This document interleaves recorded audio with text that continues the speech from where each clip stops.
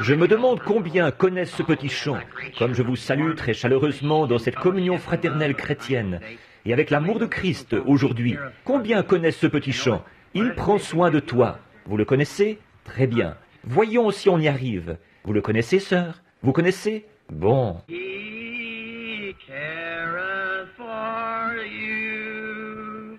He careth for you. Through sunshine or shadow. He careth for you. Oh, c'est très bien. Maintenant, faisons un autre essai.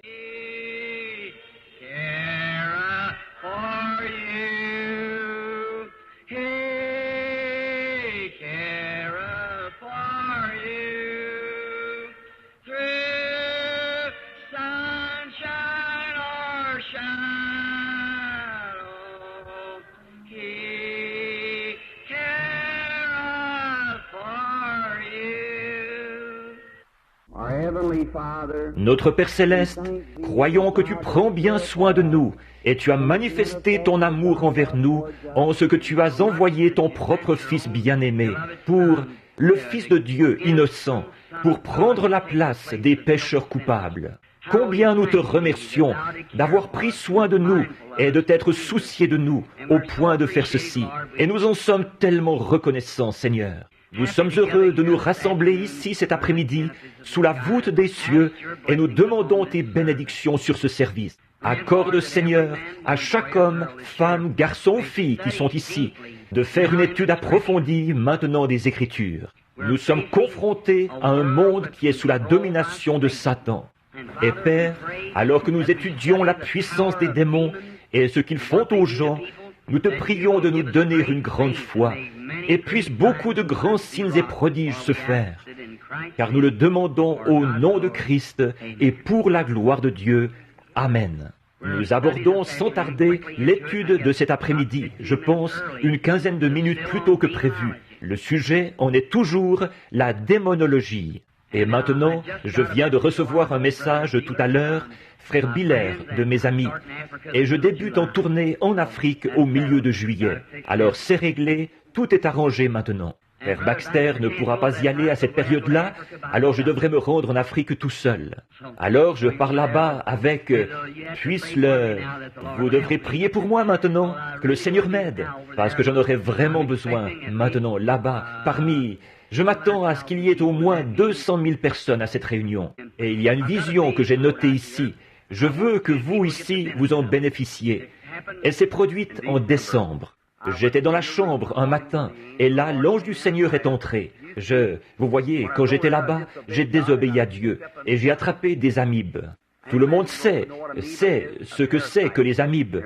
Un parasite qui, on en meurt presque. Et c'est parce que j'avais fait quelque chose que Dieu m'avait dit de ne pas faire. Combien ont entendu raconter ça? Je pense qu'il y en a certains d'entre vous ici. Je sais que ceux du tabernacle ont entendu raconter ce qui s'était passé. Dieu m'avait dit d'aller à un endroit, de me tenir loin de tel endroit, d'aller à un autre endroit. Et j'ai laissé les prédicateurs me convaincre de faire le contraire. Bon, les prédicateurs, ce sont des gens formidables, et ce sont mes frères. Mais écoutez ce que Dieu vous dit. C'est exact, voyez, vous avez une seule mission. Combien s'en souviennent? À un moment donné, il y avait 2 prophètes dans la Bible. Et l'un d'eux, le Seigneur lui avait dit, va à tel endroit, et ne reviens pas à ton retour, prends un autre chemin, et ainsi de suite. Et il avait dit, ne mange pas et ne bois pas pendant que tu seras là-bas. Et un autre vrai prophète est allé le voir, et il a dit, le Seigneur m'est apparu après qu'il t'ait apparu. Et il a dit, viens avec moi à la maison. Et le prophète a écouté ce que l'autre avait dit, et il a perdu sa vie à cause de ça. Voyez-vous, faites ce que Dieu vous dit de faire, peu importe ce que n'importe qui d'autre peut dire. Maintenant, dans cette vision, c'est ce qui m'a réveillé, le 13 septembre ou décembre. Et assis au bord de mon lit, je me demandais quel serait mon avenir. Quand je suis rentré de là-bas, ils allaient m'envoyer au lazaret. Les parasites étaient sur le point de m'emporter. Ils m'ont fait subir un examen quand j'ai posé le pied dans le pays. Et par la grâce de Dieu, simplement, ils m'ont permis de retourner chez moi parce que c'était très disséminé. J'avais prié et j'étais allé voir ces ministres. Je disais, le Seigneur m'a dit de ne pas prendre cette direction-là. Ils ont dit, oh, Dieu peut parler à quelqu'un d'autre qu'à toi. J'ai dit, Corée avait cette idée-là à un moment donné. Alors, mais je suis allé chercher des feuilles, je les ai déposées sur leurs pieds et j'ai dit, souvenez-vous, au nom du Seigneur, si nous faisons ce voyage là-bas, ce sera un échec et nous allons tous le payer cher. Et pour sûr que nous l'avons payé cher, oh là là, nous avons tous failli mourir. Alors là, au retour, on est aux prises avec tant de choses là-bas dans les pays étrangers. Par exemple, il y a une petite puce. Si elle vous mord, vous attrapez la fièvre de la tique. Et cette petite chose-là, quand ça vous mord, même si vous avez des démangeaisons, vous ne pouvez pas vous gratter. Vous regardez, si c'est une petite bestiole noire, ne l'arrachez pas. Elle a une petite tête avec laquelle elle se creuse un chemin dans la peau. Elle brille comme ceci, elle se fixe là. Si vous l'arrachiez, en l'arrachant, la tête qui est à l'intérieur resterait là. Il y a un virus dedans qui vous paralyserait. Alors, ne vous grattez pas ou ne l'arrachez pas. Vous n'avez qu'à prendre du suif. Elle respire par le dos. Laissez tomber du suif dessus, elle va se détacher. Ensuite, il y a un petit moustique. Il ne fait pas de bruit du tout. Il arrive en fendant l'air. Il n'a qu'à vous toucher, c'est tout, et vous avez la malaria. Et puis, il y a ce qu'ils appellent le serpent mamba. S'il vous pique, vous ne vivez qu'à peu près 2 minutes après qu'il vous a piqué. Et il y a le cobra jaune. Vous vivez une quinzaine de minutes après sa morsure à lui. Et l'un d'eux était assez près de mon fils, qu'il aurait pu poser sa main sur sa tête. Il était déjà levé, prêt à piquer, avant que nous tirions dessus comme ça. Et il y a le cobra noir. Oh, il y a vraiment de tout. Et puis, il y a les dangers de la brousse, les animaux évidemment, les lions, le tigre ou les léopards, et tous les autres avec lesquels on est aux prises dans la jungle. Et puis, les maladies. Il y a vraiment toutes sortes de maladies là-bas. Et vous devez affronter tout ça quand vous y allez. Et en plus, il y a le sorcier guérisseur qui est là pour vous défier. De tous les côtés, voyez-vous, et toutes leurs superstitions et tout. Mais combien que c'est merveilleux de voir notre Seigneur écarter tout ça d'un geste, d'un côté à l'autre comme ça. Ensuite, on continue. Ce jour-là, je me suis tenu là. Je m'en souviens vraiment bien de ce qui s'est passé. Je vous en parlerai un de ces jours à une autre réunion, parce que cet après-midi, je voudrais aborder mon sujet de la démonologie. Mais là, j'étais en réflexion là-dessus, assis là, à me demander comment est-ce que ça va finir. Et en traversant la mer, au retour, je sais que nous avons eu environ 100 000 conversions pendant que nous étions là-bas. Et le vieux frère Bosworth est venu à moi. Il a dit, j'ai dit, eh bien, frère Bosworth, il a dit, je suis vraiment fier de toi, frère Branham.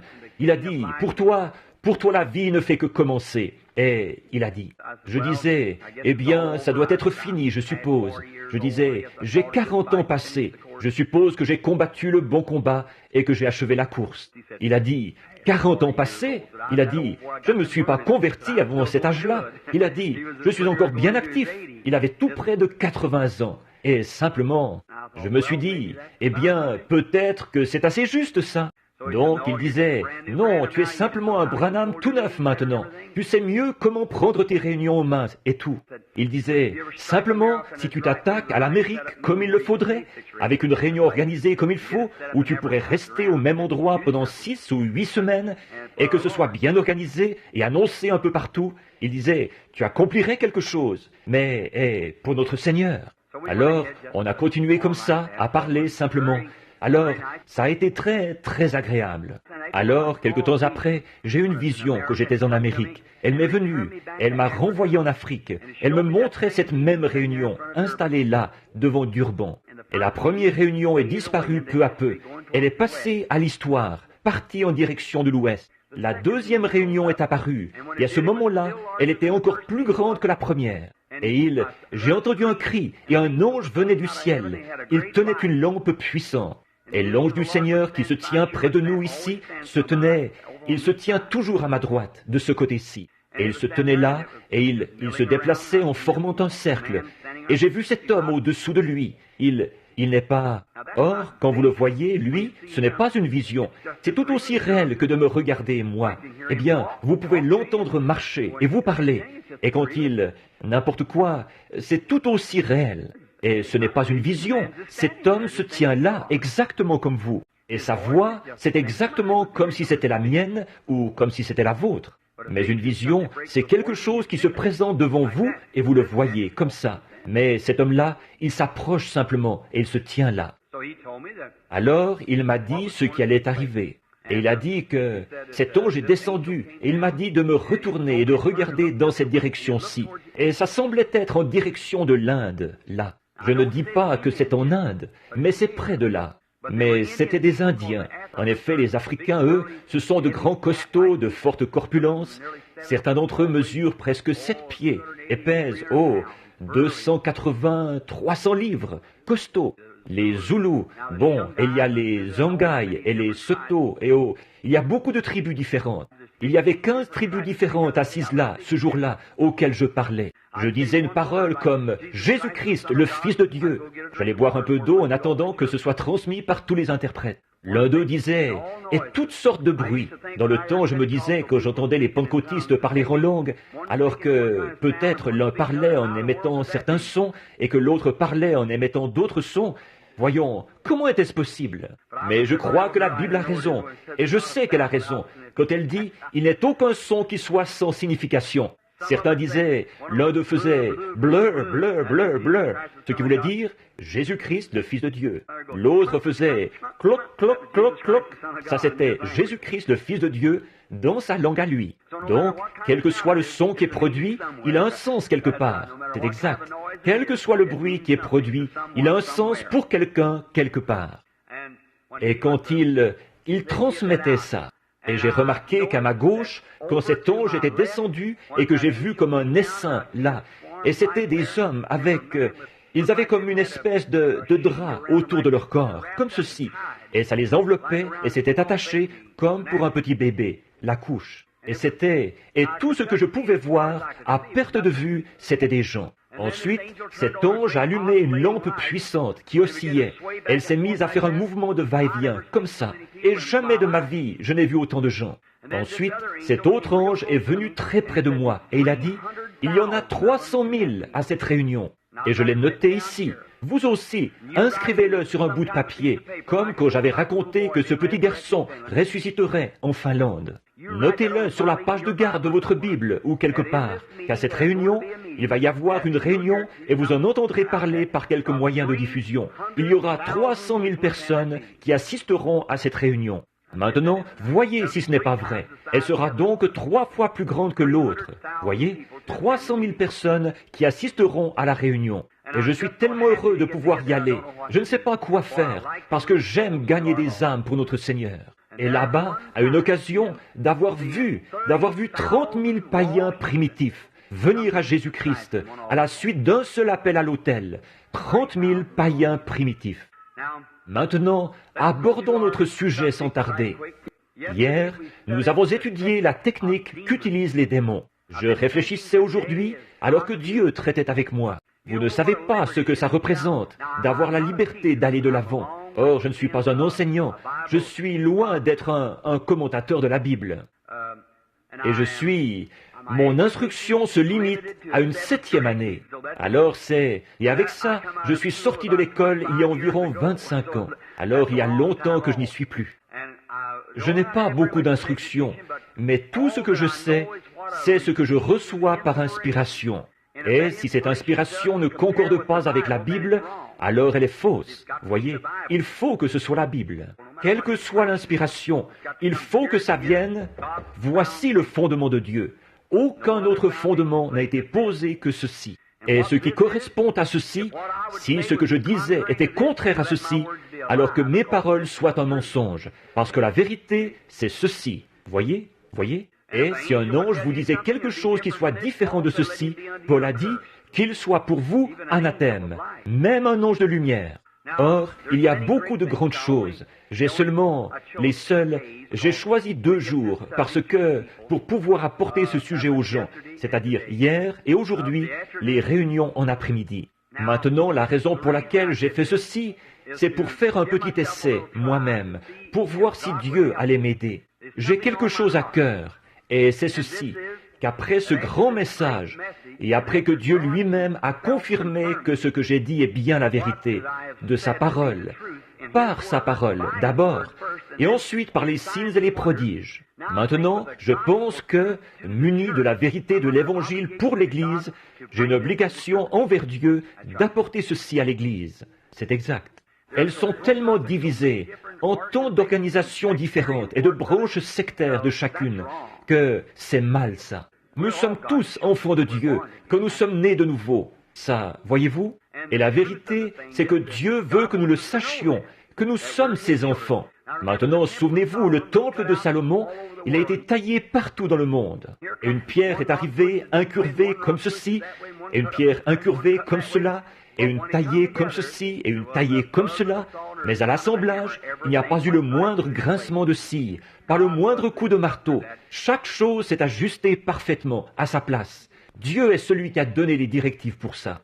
Dieu a une église qui s'appelle les assemblées, et une l'église de Dieu, et une la ceci, et l'autre la cela. Mais quand elles s'assembleront toutes, elles formeront un seul grand groupe d'amour fraternel, et Dieu rassemblera cette église et l'emportera là-haut dans le ciel. Tout tableau célèbre, avant de pouvoir un jour être exposé dans une galerie d'art, il doit être exposé, passer d'abord par la galerie des critiques. L'homme qui a peint à Gusto, ou, excusez-moi, son nom m'échappe, enfin, celui qui a peint la Sainte Seine, cela lui a demandé toute une vie. Il a peint ce tableau. Il s'est passé environ 20 ans, ou 10 ans je crois, entre le moment où il a peint Christ et celui où il a peint Judas. Et vous êtes-vous rendu compte, dans ce tableau célèbre, c'est le même homme qui a posé pour représenter Christ, qui, 10 ans plus tard, a posé pour représenter Judas. C'est exact, effectivement. 10 ans de péché. Il avait été un grand chanteur d'opéra. Ensuite, il a représenté Christ. Il a fini par représenter Judas. Ça ne vous prendra pas forcément 10 ans. Ça prendra 10 minutes pour produire le même effet sur vous. Ça changera votre caractère par le péché. Mais toujours est-il que ce tableau est passé par tous les critiques. Et c'est ce que je pense de l'Église de Dieu, ce groupe qu'on appelle. Eh bien, je ne dis pas ceci pour faire une remarque désobligeante. J'ai navigué sur toutes les mers, et j'en suis à mon 3e voyage autour du monde. Et les gens disent « Exalté, exalté !» Et j'ai cherché partout dans le monde, et je n'ai encore jamais trouvé un exalté. C'est un nom que le diable a collé aux gens, c'est tout. Un exalté, ça n'existe pas. J'ai les statistiques de toutes les 668 églises différentes qui existent et organisées dans le monde. Et il n'y en a pas une seule qui s'appelle les exaltés. Et ça provient du gouvernement.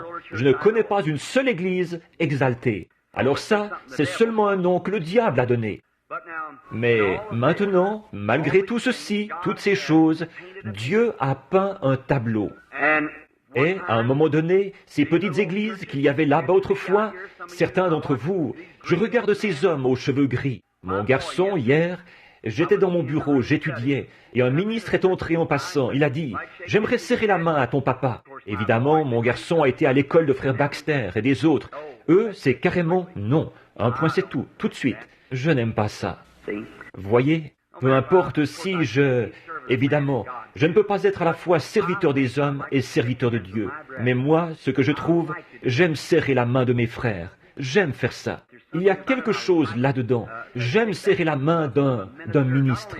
Et non seulement celle d'un ministre, mais de tout enfant de Dieu. J'aime le faire. Je n'en ai rien su jusqu'au moment où ma femme m'en a parlé, un peu plus tard. Eh bien, s'il avait dit à ce ministre, un petit instant, il s'est retiré pour prier, et je vais voir ce qu'il en dira. Eh bien, ça aurait été mieux. Alors je l'ai repris un peu là-dessus. Il ne doit pas faire ça, voyez? Alors, et c'est vrai, on ne peut pas venir tout de suite, chaque fois, comme le frère le disait tout à l'heure. Si on le fait, alors le soir, je suis épuisé, vous voyez? Les gens se mettent à parler, et peut-être que chacun a une maladie, et quand ils se mettent à en parler, tout de suite, voilà l'ange du Seigneur qui est là pour dire ce qu'il en est. Il y a quelqu'un qui est assis, qui regarde droit vers moi en ce moment, qui sait que c'est bien vrai, car c'est arrivé il y a seulement quelques minutes, ou environ 1h30. C'est une dame qui est assise ici. Elle ne savait pas ce qu'il en était. L'ange du Seigneur lui avait parlé l'autre soir. Elle lui avait dit quelque chose, et elle ne comprenait pas ce qu'il en était. Mais aujourd'hui, c'est arrivé. Alors maintenant, elle connaît le sens de ses paroles, quand il lui a parlé. Comme j'étais là à lui parler, l'ange du Seigneur est venu directement lui dire quel était son problème, et tout ce qu'il en était, et ce qu'elle pensait. L'un de ses bien-aimés, et comment Dieu avait parlé, et avait dit qu'il avait confirmé la chose, et ce qui allait arriver. Alors voilà précisément comment ça va se passer. Voyez, Dieu l'a dit. Eh bien, maintenant, et si, à quelques reprises ça, alors, et avec chaque vision, vous vous affaiblissez toujours plus, voyez-vous? Et tout à coup, vous arrivez à l'église le soir, vous êtes complètement épuisé, si bien que vous ne savez plus trop quoi faire. Et priez pour moi, là, voyez-vous, parce que je passe d'une réunion à une autre, puis à une autre. Si cette réunion-ci était la seule, ce ne serait pas la même chose. Si j'allais rentrer chez moi maintenant et rester sans rien faire pendant quelques mois, aller chercher ma canne à pêche et partir à la pêche. Mais il faut que je passe directement d'une réunion à une autre, directement d'une à une autre, vous voyez?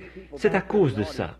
Et vous tous priez, vous les gens ici dans l'auditoire. Ils m'ont dit hier soir que pas réagi à l'appel. Or ça, c'est assez dangereux, vous voyez? Quand ils disaient que, eh bien, parfois, ces lumières ne vont pas éclairer. Il y a un coin où c'est sombre entre les deux. Et j'observe l'ange du Seigneur quand il se tient ici. Je peux le sentir. Ensuite, je vais sentir qu'il s'éloigne. Et je vais observer. Il va partir et aller quelque part, se tenir là un petit moment, et je peux le voir. Et ça va se mettre à briller, et une vision va venir. Alors, je vais avoir la vision. Je vais observer l'aspect de la personne qui est là, dans ce coin-là. Je trouve la personne, ensuite je parle. Voilà ce qui se produit. Voilà ce qui arrive. On n'est pas obligé de le dire à tout le monde, mais voilà ce qui se produit. Vous voyez, tout ça, c'est dans le domaine spirituel. Alors, si cette personne ne réagit pas, ce serait comme de lire la Bible ici et de dire « ça ne vaut rien » et de s'en détourner. Vous voyez? Alors, ce serait assez moche, ça. Alors, soyez sur le qui-vive, soyez à l'écoute, soyez vigilants. Quand il parle, répondez. Voyez-vous, soyez simplement prêts à répondre à tout moment. Et alors, ma femme et frère Biller et beaucoup de personnes ce matin m'ont parlé, disant qu'un homme avait été appelé au sujet de son frère, quelque part. Il y avait quelque chose qui n'allait pas chez lui, et tout. Et cet homme n'a pas réagi à l'appel. Alors, là, il n'y a rien à faire. C'est entre Dieu et cet homme. La vision m'a quitté. Ensuite, je ne l'ai plus retrouvé, parce qu'il n'a pas répondu. Alors, soyez vigilants, soyez sur le qui-vive. Maintenant, nous allons prendre ce sujet de la démonologie et parler des démons. Or, les gens, quand on dit démons, tout de suite ils se mettent à penser, oh, du fanatisme ou quelque chose. Mais les démons sont tout aussi réels que les anges. Ils sont tout aussi réels. Et le diable est tout aussi réel comme démon que Jésus-Christ est le Fils de Dieu. Il est un démon. Le ciel est tout aussi réel. Si l'enfer n'existe pas, le ciel n'existe pas non plus. Et s'il n'y a pas de bénédiction éternelle, ou plutôt de châtiment éternel, il n'y a pas de bénédiction éternelle. S'il n'y a pas de jour, il n'y a pas de nuit, voyez. Mais aussi sûr qu'il y a le jour, il y a la nuit. Aussi sûr qu'il y a un chrétien, il va forcément y avoir un hypocrite. Aussi sûr qu'il y a quelqu'un qui est véritablement de Dieu, il y a quelqu'un qui va imiter ça, voyez. C'est tout à fait ça, le pour et le contre, le noir et le blanc, et ainsi de suite comme ça en toutes choses, dans la vie. Le vrai et le faux, partout. Et il y a un faux évangile, il y a un vrai évangile. Il y a un vrai baptême, il y a un faux baptême. Il y a un faux semblant et il y a un vrai. Il y a un vrai dollar américain et il y a un faux dollar américain. Il y a un chrétien véritable, il y a un hypocrite véritable, voyez-vous, qui ne fait qu'imiter. Alors, c'est ce qu'on trouve. Alors toutes ces choses, elles vont ensemble. Or, nous ne pouvons pas les séparer. Dieu laisse tomber la pluie. Qu'il me permette de parler un peu de quelque chose ici. Combien y a-t-il de prédicateurs ici? Levez la main. Partout, les prédicateurs, levez la main. Eh bien, que Dieu vous bénisse, frère. Maintenant, ne prenez pas ceci comme une doctrine, maintenant. Mais juste avant d'aborder ce sujet vital, je vais vous raconter. Combien y a-t-il de pentecôtistes ici? Levez la main, tout autour, partout. Eh bien, vous êtes tous pentecôtistes. Très bien. Je vais vous raconter ce qui m'est arrivé la première fois que je me suis retrouvé dans votre sphère, dans vos rangs. J'étais ici dans l'Indiana, à un endroit qui s'appelle Mishawaka. C'était le premier groupe de pentecôtistes que je voyais. Ils s'appelaient les Assemblées pentecôtistes de Jésus-Christ, je crois, ou quelque chose comme ça. Un groupe de gens formidables. Maintenant, ils ont formé ensemble une organisation et ils s'appellent les Pentecôtistes Unis. Ils se sont dissociés des autres à cause d'un désaccord sur le baptême d'eau. Ça ne fait pas d'eux des hypocrites. Il y a de nombreux chrétiens véritables, des vrais chrétiens véritables, nés de nouveau du Saint-Esprit parmi eux. Et Dieu leur a donné le Saint-Esprit, à eux qui ont été baptisés dans le nom de Jésus, et il a donné le Saint-Esprit aux autres qui ont été baptisés dans le Père, Fils, Saint-Esprit.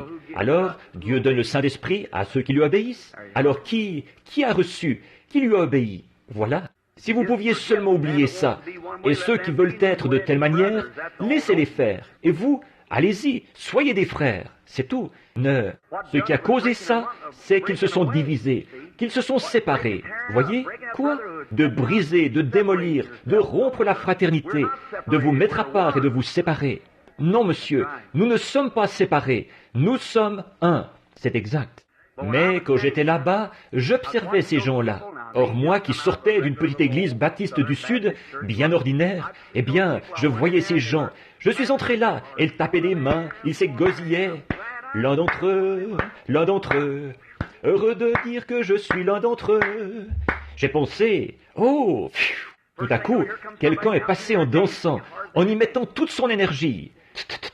J'ai pensé, quelle façon de se conduire à l'église. Je n'ai jamais rien entendu de pareil. Je ne les lâchais pas des yeux, partout, je me demandais, eh bien, mais qu'est-ce qui se passe avec ces gens? Or, vous m'avez entendu raconter l'histoire de ma vie, quand je m'étais retrouvé à cette réunion là-bas. Mais voici une chose que je n'ai jamais racontée, que je n'ai encore jamais racontée en public. Alors, maintenant, si vous voulez l'effacer de votre enregistrement, eh bien, c'est libre à vous. Très bien. Alors, là, j'observais, et bon, je me disais, eh bien, ces gens, ce sont les gens les plus heureux que j'ai vus de ma vie. Ils n'avaient pas honte de leur religion. Nous, les baptistes, il nous arrive d'avoir un peu honte de temps à autre, vous savez.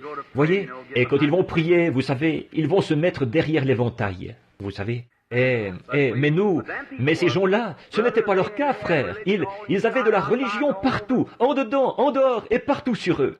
Eh bien, je me souviens ce soir-là, quand je suis monté sur l'estrade, ils avaient dit tous les prédicateurs sur l'estrade. C'était une convention.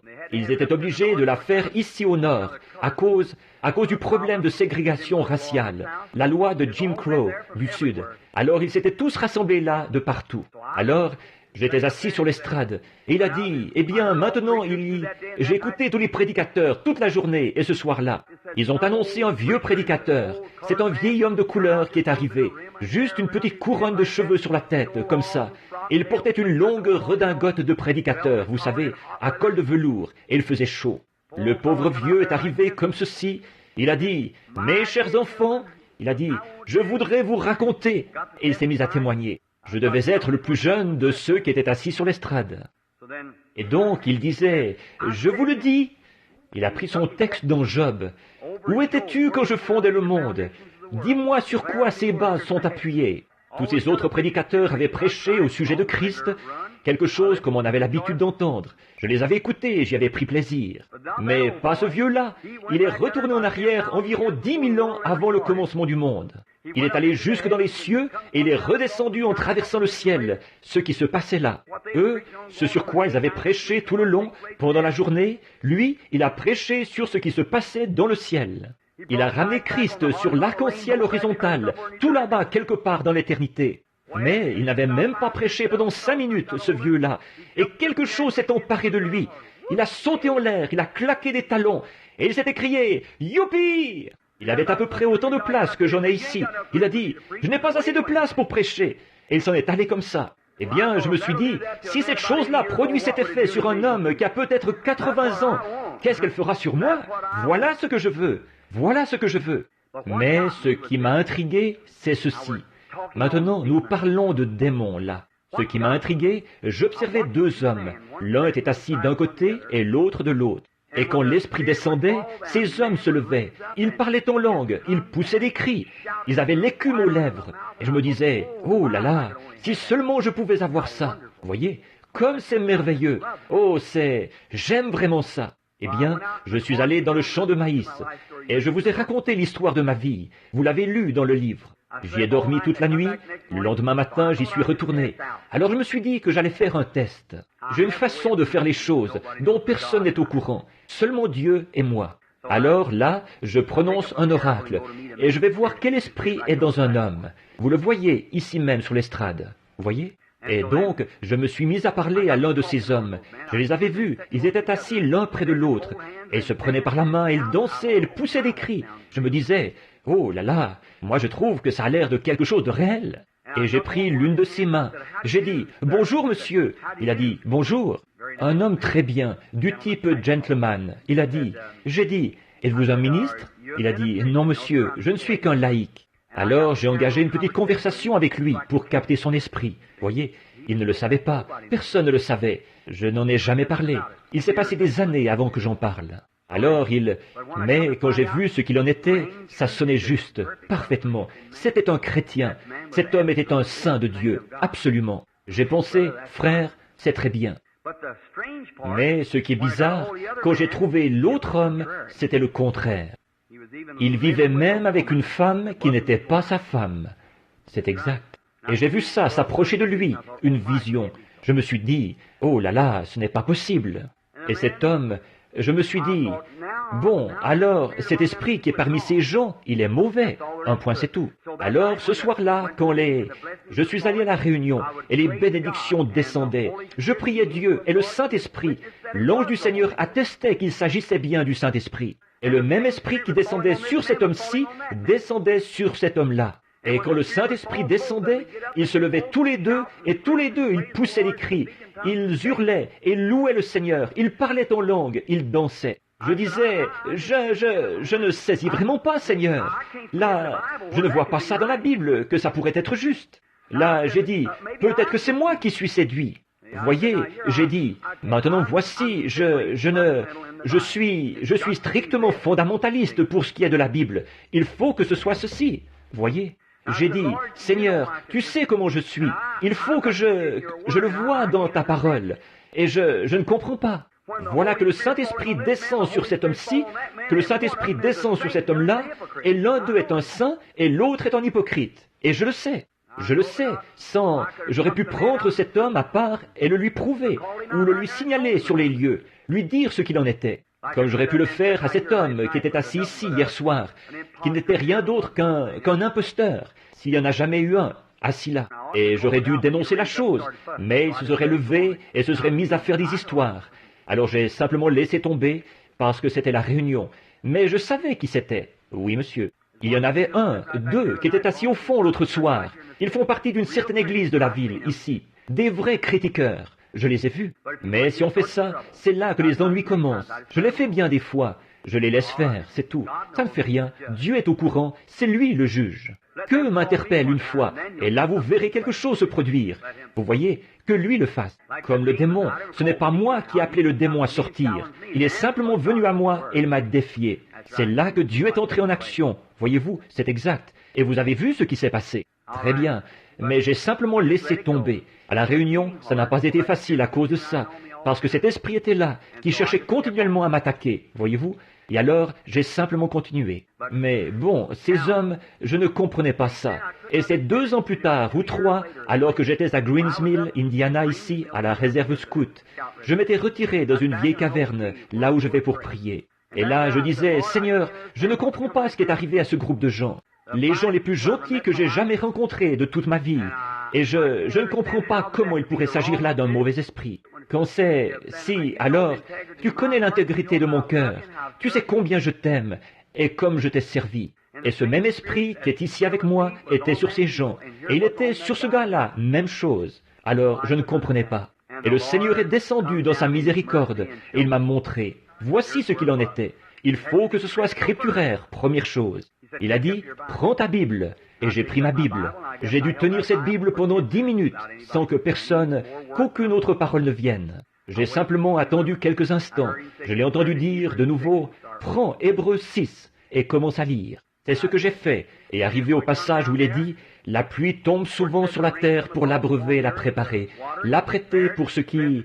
Mais les épines et les chardons, qui sont prêts d'être rejetés, ont fini par y mettre le feu. Et c'est là que j'ai saisi. Je me suis dit, voilà ce que c'est, grâce soit rendue à Dieu, voilà ce que c'est. Voyez, maintenant Jésus a dit, un semeur est sorti semer des semences, n'est-ce pas? Bon, tous, vous êtes chrétiens ici, tout le monde a levé la main, en tout cas, des pentecôtistes, des chrétiens nés de nouveau. Très bien. Et il a dit, un semeur est sorti semer des semences. Et pendant qu'il dormait, son repos, la mort dans l'intervalle, voyez. Et pendant qu'il dormait, un ennemi est venu semer de l'ivraie dans ce champ. De l'ivraie, qu'est-ce que c'est? Des mauvaises herbes, des ronces et tout. Bon. Et quand le laboureur, le prédicateur, a vu pousser cette ivraie, il a dit, « Je vais aller l'arracher. » Il a dit, « Non, non, tu arracherais aussi le blé. Laisse-les croître tous deux ensemble. » Il y a un champ de blé ici. Il contient des plantes rampantes, des orties, de l'herbe aux sorciers et tout le reste. Pas vrai? Par contre, là, il contient du blé. Maintenant, la pluie tombe souvent sur la terre pour l'abreuver. Or, la pluie, c'est pourquoi? Pas pour arroser l'ortie. Maintenant, regardez bien et soyez attentifs, pas pour arroser la plante rampante. La pluie est envoyée pour le blé, mais l'ortie et la mauvaise herbe sont tout aussi assoiffées que le blé.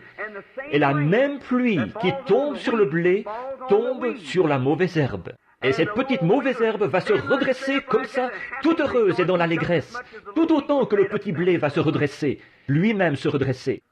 Mais c'est à leurs fruits que vous les reconnaîtrez. Voilà. Voyez, or le même Saint-Esprit peut bénir un hypocrite. Ça en a sonné quelques-uns d'entre vous, les arminiens. Mais c'est la vérité, c'est la vérité. On vous enseigne la sainteté, et moi aussi j'y crois, à la sainteté. Mais le même esprit, la pluie tombe sur les justes et sur les injustes. Mais c'est à leurs fruits que vous les reconnaîtrez.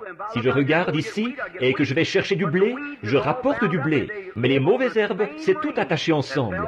Et elles vivent de la même pluie qui est tombée pour le blé. Et la pluie n'a pas été envoyée pour les mauvaises herbes, elle a été envoyée pour le blé. Mais comme la pluie est dans le champ, que le blé est, que les mauvaises herbes sont dans le champ de blé, elles ont profité tout autant de la pluie que les autres. Et la même pluie qui a fait vivre le blé a fait vivre la mauvaise herbe. Toutes les choses qui sont dans le naturel sont un type du spirituel. C'est ce que nous enseignons. Voilà ce qu'il en est, la démonologie, des démons qui imitent le christianisme et qui reçoivent quand même la bénédiction. Ce n'est pas du lait écrémé, ça, les frères, si vous pouvez le recevoir. Voyez, maintenant c'est la vérité. Alors, je ne suis pas sauvé aujourd'hui parce que je peux pousser des cris. Je suis sauvé, non pas parce que je me sens sauvé, je suis sauvé parce que j'ai rempli les conditions que Dieu a posées dans cette Bible.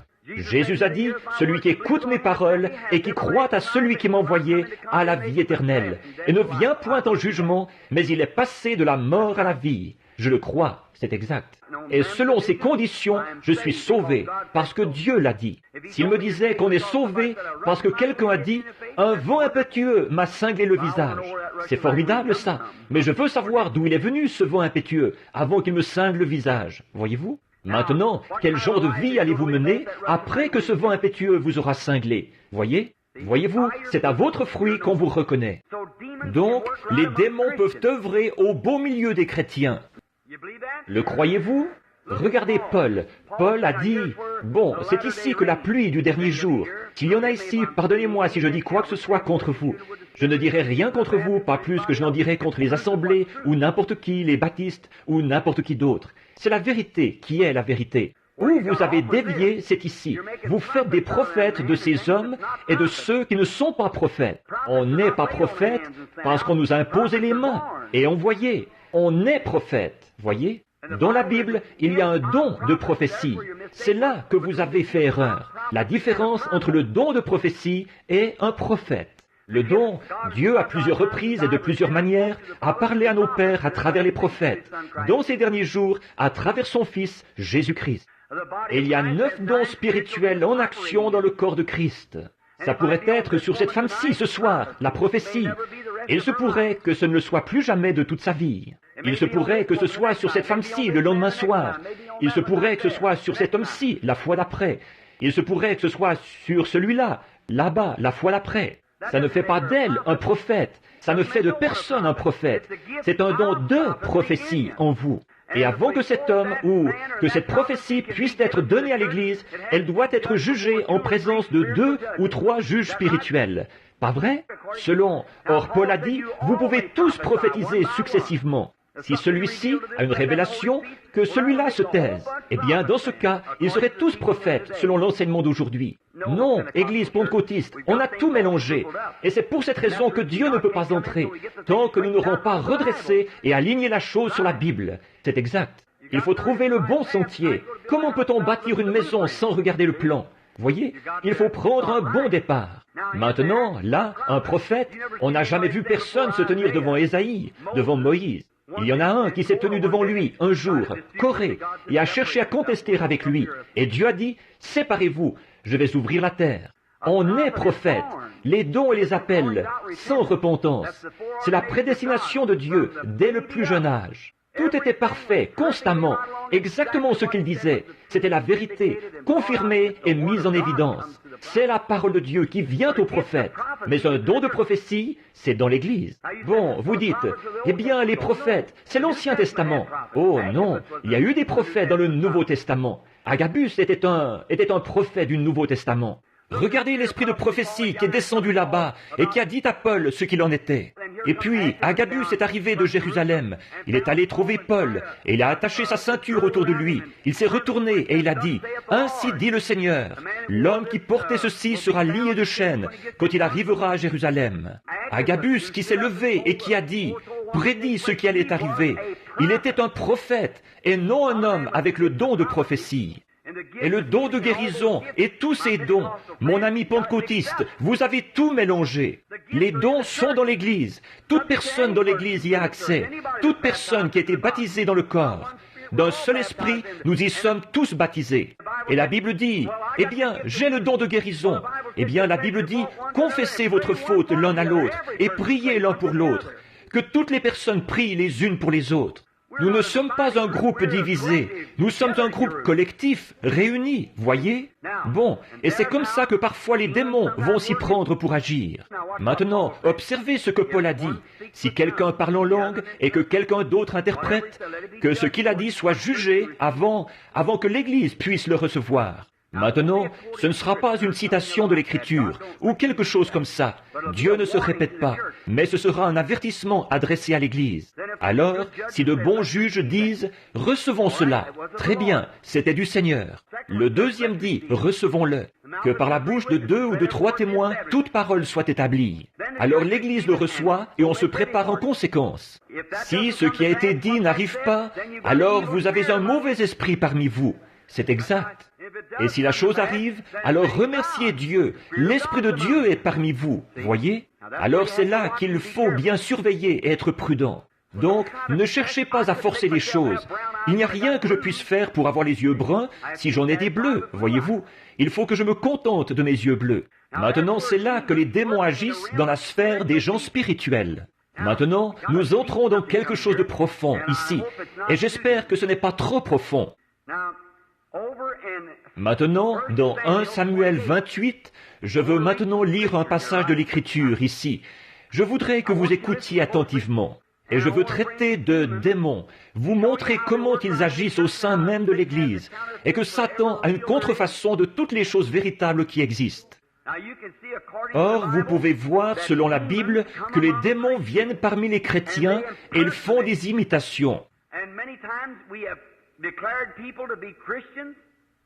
Et souvent, nous avons affirmé que des gens étaient chrétiens quand ils disaient « Je crois en Jésus-Christ ». Voyons, les démons croient la même chose et ils tremblent. Ce n'est pas du tout signe que vous êtes sauvés. Un de ces soirs, je voudrais aborder l'élection et là vous constaterez le vrai sens du salut. Voyez, vous n'avez rien eu à y voir, ni au début, ni à la fin, ni rien que vous puissiez y faire du tout. Dieu sauve un homme sans condition. Oh, ça a frappé en profondeur, n'est-ce pas? Maintenant, autant sortir ça de votre système pendant qu'on y est. Très bien. Abraham a été le commencement de notre foi, pas vrai? Oh, Abraham a reçu la promesse. Et Dieu a appelé Abraham parce qu'il était un grand homme, je suppose. Non, monsieur. Il est sorti de Babylone, du pays de la Chaldée, de la ville dure, et Dieu l'a appelé et a fait son alliance avec lui, sans condition. Je vais te sauver, et pas seulement toi, Abraham, mais ta postérité, sans condition. Dieu a fait une alliance avec l'homme, et l'homme rompt son alliance chaque fois. L'homme n'a jamais gardé son alliance avec Dieu. La loi n'a jamais été gardée. Il n'arrivait pas à garder la loi. Christ est venu et lui-même a transgressé la loi. En effet, la grâce avait déjà fourni un sauveur. Moïse avait fourni un moyen d'échapper, et ensuite, le moyen d'échapper plutôt, et ensuite les gens, après, ils voulaient encore avoir quelque chose à y faire. L'homme cherche toujours à faire quelque chose pour se sauver lui-même, alors qu'on ne peut pas. C'est sa nature. Dès qu'il a constaté qu'il était nu, dans le jardin d'Éden, il a fait des ceintures avec des feuilles de figuier, pas vrai? Mais il a constaté qu'elle ne ferait pas l'affaire. Il n'y a rien qu'un homme puisse faire pour se sauver lui-même. Dieu vous sauve, sans condition, tout au long de l'âge. Et alors, quand vous êtes sauvé, vous êtes sauvé. Regardez Abraham, cet homme était là. Il était allé là-bas et Dieu lui avait donné le pays de la Palestine et lui avait dit de ne pas le quitter. Tout juif qui quittait la Palestine était rétrograde. Dieu lui avait dit de rester là. Si Dieu vous dit de faire quoi que ce soit et que vous ne le faites pas, alors vous êtes rétrograde. Pas vrai? Bien, alors il y a eu une sécheresse pour éprouver la foi d'Abraham. Et Abraham, au lieu de rester là, non, il n'a pas pu rester là. Il a pris la fuite. Il a pris Sarah avec lui. Et il a fait environ 300 000. J'aurais aimé avoir le temps de parler de ça. Jusque dans un autre pays. Et quand il est arrivé là-bas, alors il y avait ce grand roi, là-bas, Abimelech. C'était un jeune homme et il voulait avoir une petite amie. Alors il a trouvé la femme d'Abraham, Sarah, et il est tombé amoureux d'elle. Et Abraham a dit, « Maintenant dis-lui que tu es ma sœur et que je suis ton frère. » Alors Abimelech a été content de ça. Alors il a dit, « Très bien, nous allons simplement l'emmener au château. » Et les femmes ont dû la préparer, il allait l'épouser le lendemain. Abimelech était un brave homme, un homme juste. Et cette nuit-là, pendant qu'il dormait, le Seigneur lui est apparu. Et il a dit, « Considère-toi comme un homme mort. » Il a dit, « Cet homme, la femme que tu te proposes d'épouser là-bas, c'est la femme d'un autre homme. » Maintenant, regardez bien, la femme d'un autre homme. Mais il a dit, « Seigneur, tu connais l'intégrité de mon cœur. » Un homme juste, saint. Tu connais l'intégrité de mon cœur. Cet homme m'a dit que c'était sa sœur. Ne m'a-t-elle pas dit elle-même que c'était mon frère? Il a dit, Dieu a dit, je connaissais l'intégrité de ton cœur. Et c'est pour cette raison que je ne t'ai pas laissé pécher contre moi. Mais c'est mon prophète. Alléluia. Qu'est-ce qu'il était? Rétrograde. Et un petit filou qui montait. Pas vrai? Oh non, des petits mensonges pieux, ça n'existe pas. Ou bien ce sont des mensonges tout noirs, ou bien ce ne sont pas des mensonges du tout. Cet homme qui était là, il a carrément dit un mensonge en disant que c'était sa sœur, alors que c'était sa femme. Il tournait autour du pot et il était rétrograde. Et ici, il y avait un homme juste qui s'est tenu devant Dieu et qui a dit, « Seigneur, tu connais mon cœur. Mais je n'écouterai pas ta prière, Abimelech, mais ramène-la lui, et qu'il prie pour toi. Il est mon prophète, lui, je l'écouterai. » Oui, un rétrograde, un menteur, mais c'est mon prophète. N'est-ce pas la vérité? C'est la Bible. Maintenant, n'allez pas trop loin avec ça, du côté calviniste. Une fois sous la grâce, toujours sous la grâce, parce que vous vous retrouverez dans la disgrâce. Voyez? Un petit instant là, nous aurons le temps cette semaine de revenir là-dessus pour vous montrer que c'est bien tout à fait exact. Mais n'allez pas croire que juste parce que vous avez fait quelque chose de mal, que vous êtes fichu à tout jamais. Vous êtes un enfant de Dieu, vous êtes né de l'Esprit de Dieu, vous êtes des fils et des filles de Dieu, et les fruits en rendront témoignage eux-mêmes. Voilà. Maintenant, nous voici installés dans le pays. Maintenant, je voudrais lire ici le verset 6. « Et Saül interrogea l'Éternel, et l'Éternel ne lui répondit pas, ni par songe, ni par l'Urim, ni par un prophète. Et Saül dit à ses serviteurs, « Cherchez-moi une femme qui évoque les esprits, et j'irai vers elle, et je la consulterai. » Je pourrais vraiment taper sur quelque chose ici, pendant seulement. « Cherchez-moi une femme qui évoque les esprits. » Et son serviteur lui dit, « Voici, il y a à Endor une femme qui évoque les esprits. » Et Saül se déguisa et revêtit des vêtements, d'autres vêtements. Et il s'en alla, lui et 2 hommes avec lui. Et ils vinrent de nuit chez la femme. Et ils dirent, viens pour moi, je te prie, par un esprit, et fais-moi monter celui que je te dirai. Et la femme lui dit, voici, tu sais que Saül a fait, tu sais, il a retranché du pays tous les évocateurs d'esprit et diseurs de bonne aventure. C'est pourquoi, dresses-tu un piège à mon âme pour me faire mourir? Et Saül répondit, lui jura par l'Éternel, disant, l'Éternel est vivant, s'il t'arrive aucun mal. Et la femme dit, qui te ferai-je monter? Et il dit, fais-moi monter Samuel. Et la femme vit Samuel, et elle poussa un grand cri. Et la femme parla à Saül, disant, pourquoi m'as-tu trompé? Et tu es Saül. Et le roi lui dit, ne crains point, mais que vois-tu?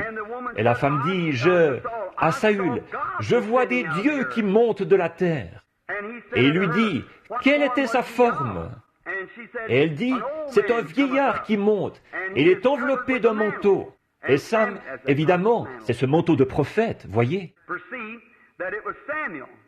Connut que c'était Samuel, et il se tint, et le visage contre terre, et se prosterna. Et Samuel dit à Saül, pourquoi as-tu troublé mon repos, et m'as-tu fait monter? Et Saül répondit et dit, je suis dans une grande détresse, parce que les Philistins me font la guerre, et Dieu s'est retiré de moi, et ne me répond pas, ni par prophète, ni par songe. Et je t'ai appelé pour me faire savoir ce que je dois faire.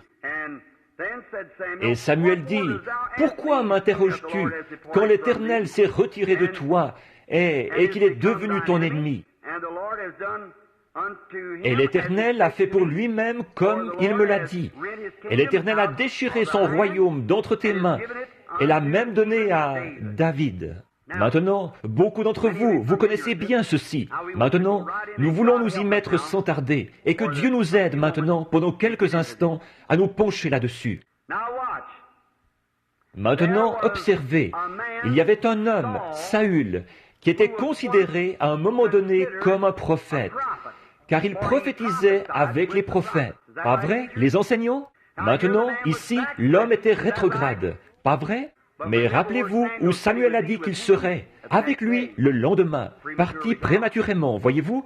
Très bien. Si vous ne voulez pas écouter Dieu, Dieu vous ôtera de la terre. Regardez dans l'Épître aux Corinthiens, là, comment Paul a mis ces gens en ordre. Il a dit, d'abord je rends grâce à Dieu à votre sujet, de ce qu'il n'y ait pas de telles choses parmi vous, et tout, et de ce qu'il ne vous manque aucun don spirituel. Il leur disait ce qu'ils étaient, côté position en Christ. Ensuite, il est passé à l'attaque, les a corrigés. Il leur a parlé de leurs femmes prédicateurs et de ce qu'ils faisaient et qu'ils mangeaient à la table du Seigneur. Il y avait même un homme qui vivait avec sa belle-mère. Et il a dit, quant à cet homme en Christ, livrez-le au diable pour la destruction de la chair, afin que l'âme soit sauvée. Voyez-vous, c'est ça, livrez-le. La Bible dit, c'est pour cela qu'il y a parmi vous beaucoup d'infirmes et de malades, et qu'un grand nombre dorment, partis prématurément à cause du péché. Dieu vous a retiré du chemin, un bon signe que vous étiez un chrétien, si vous avez été retiré. Alors maintenant, remarquez ici, Saül était considéré comme l'un des prophètes, ou comme faisant partie des prophètes, parce qu'il prophétisait. Et là, il était rétrograde, parce qu'il avait désobéi à Dieu et son royaume lui avait été arraché d'entre les mains et avait été placé entre les mains de David, que Dieu avait oint par Samuel avec la cruche d'huile. Remarquez, à l'époque, il y avait 3 moyens par lesquels il pouvait découvrir des choses de la part de Dieu. Le premier était le prophète, le deuxième était un songe, et le troisième était l'Urim Thummim.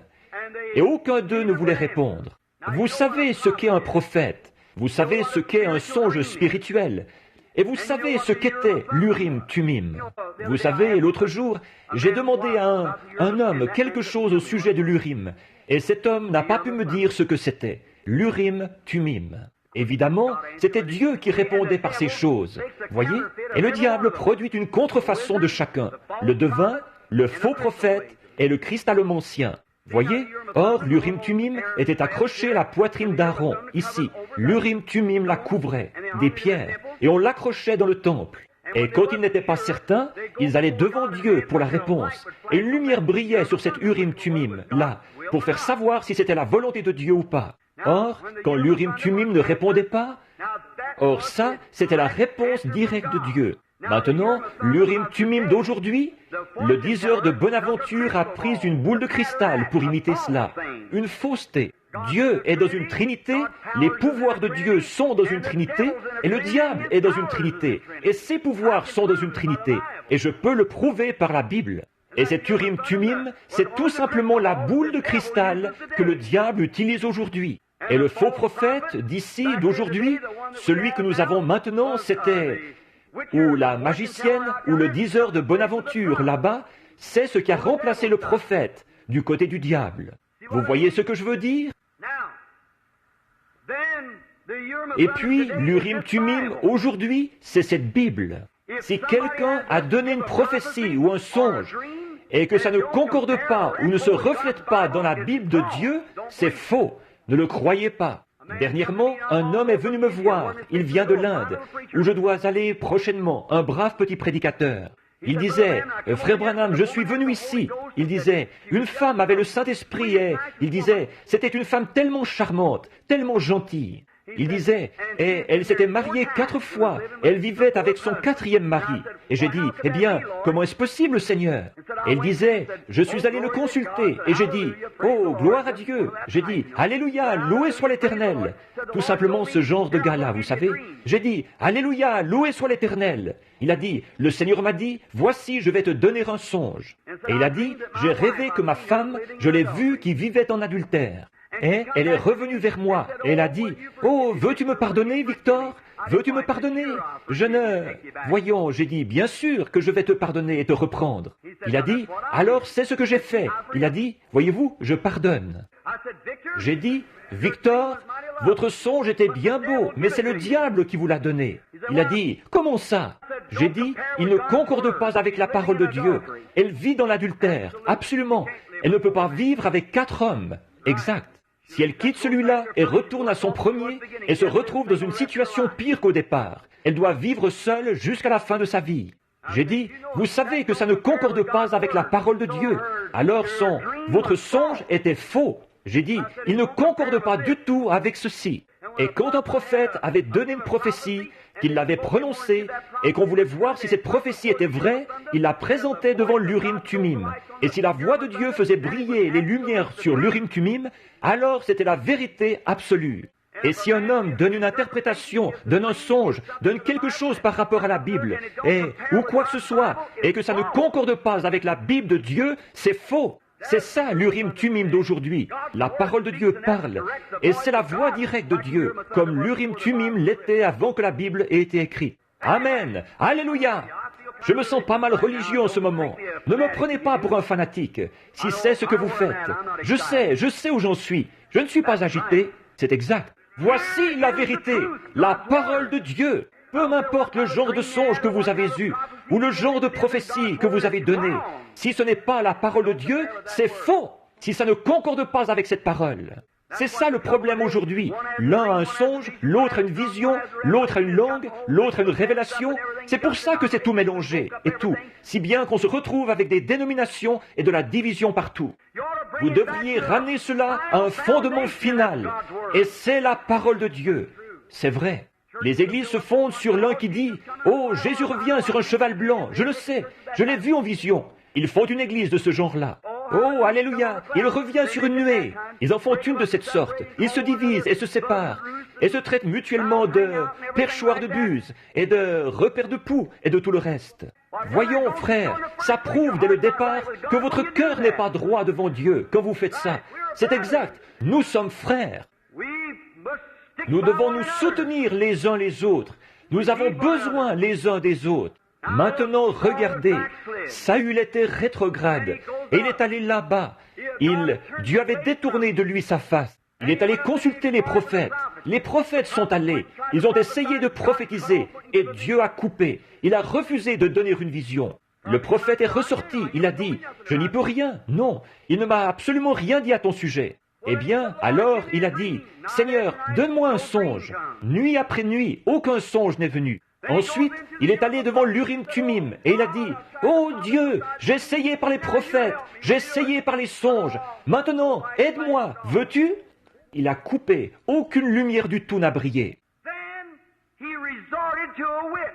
Ensuite, il a eu recours à une magicienne, vile, dégradée. Il est allé la voir, il s'est faufilé jusque-là, il s'était déguisé. Et cette magicienne se présente là et fait monter l'esprit de Samuel. Bon, je sais ce que vous pensez. Beaucoup ont dit, ce n'était pas Samuel. Mais la Bible dit que c'était Samuel. Et c'était Samuel. C'est bizarre comment on peut capter ça, n'est-ce pas? Mais c'était bien Samuel. La Bible le dit.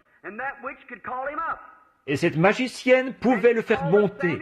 Elle a fait monter Samuel. Et Samuel était quelque part ailleurs, mais il était conscient de ce qui se passait. Et il avait encore son manteau de prophète sur lui. Alors, frère, quand vous mourrez, vous n'êtes pas mort.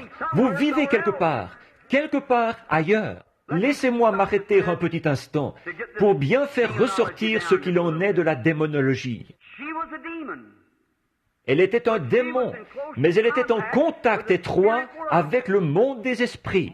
Maintenant, aujourd'hui, il y a beaucoup de spirites qui, en réalité, en savent plus sur le monde spirituel que les gens qui font profession d'être chrétiens. Et pourtant, elle est un démon. À l'époque de la Bible, c'était pareil. Quand Jésus était ici sur terre, il y avait ses professeurs, ses érudits et ses docteurs, parmi les meilleurs, sortis des meilleurs séminaires, meilleurs que ce que nous pourrions produire aujourd'hui. Et c'étaient des hommes saints, des hommes de renom, forcément. Si quelqu'un était un lévite, il devait être irréprochable, juste, sous tous les rapports. Et pourtant, cet homme-là ne connaissait pas plus Dieu qu'un lapin ne saurait ce que c'est que des raquettes à neige. Quand Jésus est venu, il ne l'a pas reconnu et il a traité Jésus de démon. Il a dit, c'est Belzébul, le prince du démon. Pas vrai? Et un démon de la plus basse catégorie est arrivé, qui avait lié un homme. Il demeurait dans les sépulcres et tout. Et ils se sont écriés. Le démon lui-même a dit, nous savons qui tu es. Tu es le Fils de Dieu, le Saint. Pas vrai? Les magiciennes et les devins, les démons ont reconnu qu'il était le Fils de Dieu, alors que les prédicateurs instruits des séminaires de théologie ont reconnu en lui Belzébul. Lequel avait raison, le démon ou le prédicateur? Le démon. Et frère, ça n'a pas beaucoup changé aujourd'hui. Ils ne reconnaissent pas la puissance de Dieu. Peu importe combien d'enseignements vous avez reçus, vous aurez beau vous enfoncer ça dans le crâne. Dieu ne se trouve pas dans les grands mots. Dieu se trouve dans un cœur honnête. Vous aurez beau vous tenir ici, prononcer des grands mots comme je ne sais pas quoi. Ce n'est pas ça qui vous rapproche de Dieu. Vous aurez beau vous tenir là, vous exercer à réciter votre sermon et à dire ces choses. Ce n'est pas ça qui vous rapproche de Dieu. Vous aurez beau étudier les dictionnaires, au point d'en avoir un avec vous pour dormir. Et encore là, ce n'est pas ça qui vous rapprochera de Dieu. Un cœur humble, soumis dans la simplicité, voilà ce qui vous amène à Dieu. Et c'est vrai. Amen. Un cœur humble, voilà ce que Dieu aime. Or, peu importe que vous ne sachiez pas votre alphabet, ça n'y change rien, ça. Seulement un cœur humble. Dieu habite dans un cœur humble, pas dans l'instruction, pas dans les écoles, pas dans la théologie, les séminaires, pas dans tous ces autres lieux, pas dans les grands mots, ni dans ces lieux de la haute société. Dieu habite dans le cœur humain. Et plus vous pourrez vous abaisser, devenir simple, plus grand vous deviendrez aux yeux de Dieu. Je vais vous apporter quelque chose. Je vois que vos champs sont pleins de blé ici. Un épi de blé bien rempli se courbe toujours. Un petit brin se dresse. Il s'agite dans tous les sens, comme s'il savait tout. Il n'a rien dans la tête. C'est pareil pour beaucoup de ces gars qui pensent qu'ils en ont beaucoup dans la tête, alors qu'ils n'ont rien dans le cœur. Ou une tête sainte va se courber devant la puissance, reconnaître que Jésus-Christ est le Fils de Dieu, et croire à ses œuvres. Et il est le même hier. Oh, ils le reconnaissent, bien sûr, du point de vue historique. Mais il ne s'agit pas de quelque chose d'historique. Les gens se lèvent et disent « Oh, je crois à la Pentecôte !» Quand ils ont eu cette grande effusion et ces choses-là, ils vous peignent un feu. Un homme gelé ne peut pas se réchauffer à un feu peint. Un feu peint ne réchauffe pas. Ça, c'est ce qu'ils ont été. Qu'en est-il aujourd'hui? S'il est le même hier, aujourd'hui, éternellement. Ça, c'est un feu peint. Un homme qui meurt de froid et qui dit « Regardez ce grand feu qu'ils ont eu. Voyons, ça ne va pas vous réchauffer, ça. Ce qu'ils ont fait à la Pentecôte, ce qu'ils avaient au début du Testament, nous l'avons aujourd'hui. Et dès que Dieu aura remis tout ça d'aplomb et que l'Église aura été rassemblée dans l'unité, l'enlèvement aura lieu. Mais nous n'arrivons même pas à avoir la foi pour la guérison divine, encore moins pour l'enlèvement, parce que nous sommes tous dans la confusion, un comme ceci, l'autre comme cela. Le docteur Untel a dit que c'était ceci. Eh bien, mon prédicateur a dit qu'il était ceci. Il y a quelque temps, une femme disait, « Il n'est qu'un imposteur. » Elle disait, « Mon prêtre me l'a dit. » J'aimerais bien que son prêtre se présente ici une fois. On verrait qui est l'imposteur. Oui, on verra qui est l'imposteur. Venez donc essayer. Il n'y a pas longtemps, ici, à Arlington, au Texas, nous faisions une réunion là-bas. Ils avaient placé des grandes affiches un peu partout sur les voitures ce soir-là. Quand je suis arrivé là, ils disaient que le FBI était là pour me dénoncer, montrer que j'étais un imposteur. Alors, une jeune fille avait été guérie quelque part au Texas, là-bas. Elle, c'était complètement au nord, et je pense, environ 1000 milles, complètement au nord, près de Panhandle. Et ici, on était complètement au sud, à Arlington, à la frontière. Frère Baxter est venu me dire, « Frère Branham, il a dit, vous n'avez jamais vu un micmac pareil là-bas. Il y a environ 4 ou 5 000 personnes. » Et il a dit, et puis, tout autour, il y a le FBI qui a l'intention de vous prendre en défaut sur l'estrade ce soir et de vous dénoncer. J'ai dit, eh bien, je suis vraiment content de ça. Il a dit, vous vous souvenez de la jeune fille qui a été guérie l'autre soir? Je retournais à ma chambre. J'ai entendu quelqu'un qui pleurait et je regardais autour de moi. J'ai pensé que c'était peut-être quelqu'un qui avait été attaqué. C'était une jeune fille. J'ai regardé derrière moi, j'ai dit, je suis revenu sur mes pas, j'ai dit, qu'est-ce qu'il y a, madame? Et c'était 2 jeunes filles qui avaient toutes les deux environ 17, 18 ans. Elles étaient là, dans les bras l'une de l'autre, elles pleuraient. Elle a dit, frère Branham, c'est là que j'ai vu qu'elle me connaissait. Elle a dit, je lui ai fait faire tout le voyage jusqu'ici. Elle a dit, elle doit aller à l'hôpital psychiatrique. La jeune fille avait été à ma réunion là-bas, à Lubbock, au Texas. Et elle a dit, je savais que si j'arrivais à l'emmener jusqu'ici et que vous priez pour elle, je crois que Dieu la guérirait. Eh bien, j'ai pensé, quelle foi! Et j'ai dit, bon, eh bien, sœur, est-ce que vous pouvez... Et au même moment, j'ai dit, vous êtes venue jusqu'ici dans un roadster jaune, n'est-ce pas? Elle a dit, oui. Et j'ai dit, votre mère est invalide. Elle a dit, c'est exact. J'ai dit, vous êtes membre de l'église méthodiste. Elle a dit, c'est exactement la vérité.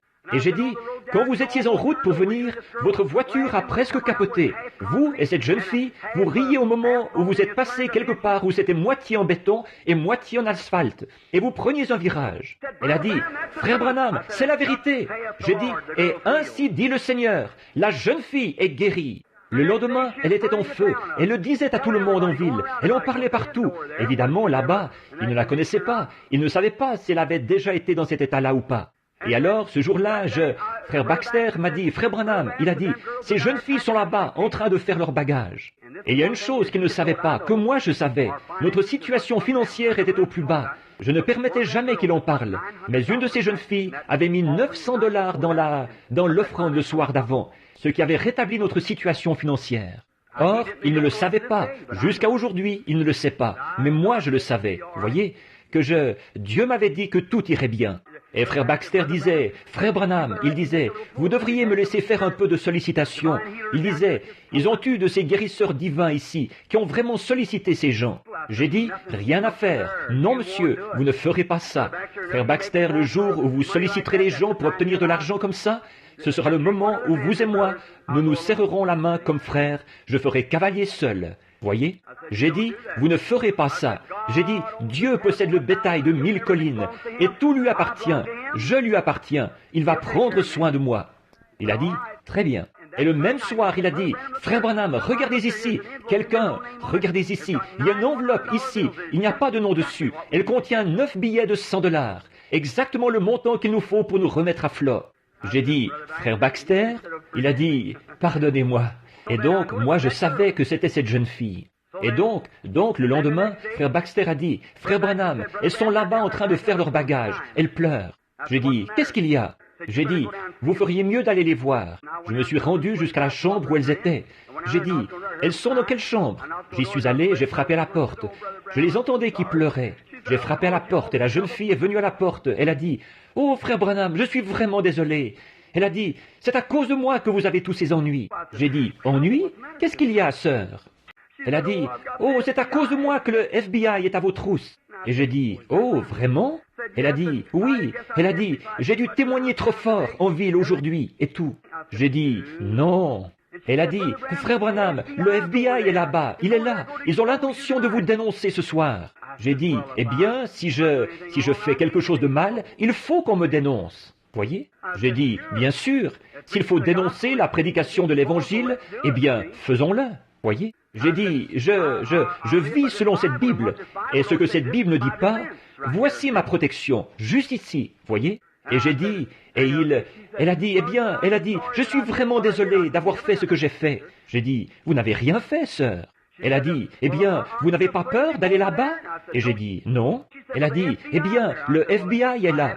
J'ai dit, eh bien, ils sont déjà venus à ma réunion auparavant, et ils ont été sauvés. J'ai dit, Monsieur Al Ferrar, le capitaine Al Ferrar, beaucoup d'entre vous sont au courant de sa conversion, là-bas à Tacoma, dans le Washington. Il était sauvé en plein stand de tir. Il est venu à la réunion, il a dit, j'ai suivi cet homme pendant 2 ans. J'avais entendu parler des finances et j'y ai regardé de près. J'ai tout examiné, partout. Et il a dit, c'est la vérité. Vous n'écoutez pas un fanatique ce soir, vous écoutez la vérité. Il a dit, un des hommes de la police, j'ai fait examiner son enfant par un médecin et je l'ai fait passer dans la ligne de prière. Et il a dit, il a été dit à l'enfant exactement ce qui n'allait pas chez lui et ce qui lui était arrivé. Il a dit, dans 8 jours, il retournera à l'école, un cas de polio. Et il a dit, le 8e jour, le petit est retourné à l'école. Il a dit, je l'ai suivi pendant 2 ans, devant 10 000 personnes. C'est là, tout. Il y a une photo de ça, la réunion de Seattle, dans le livre que vous avez.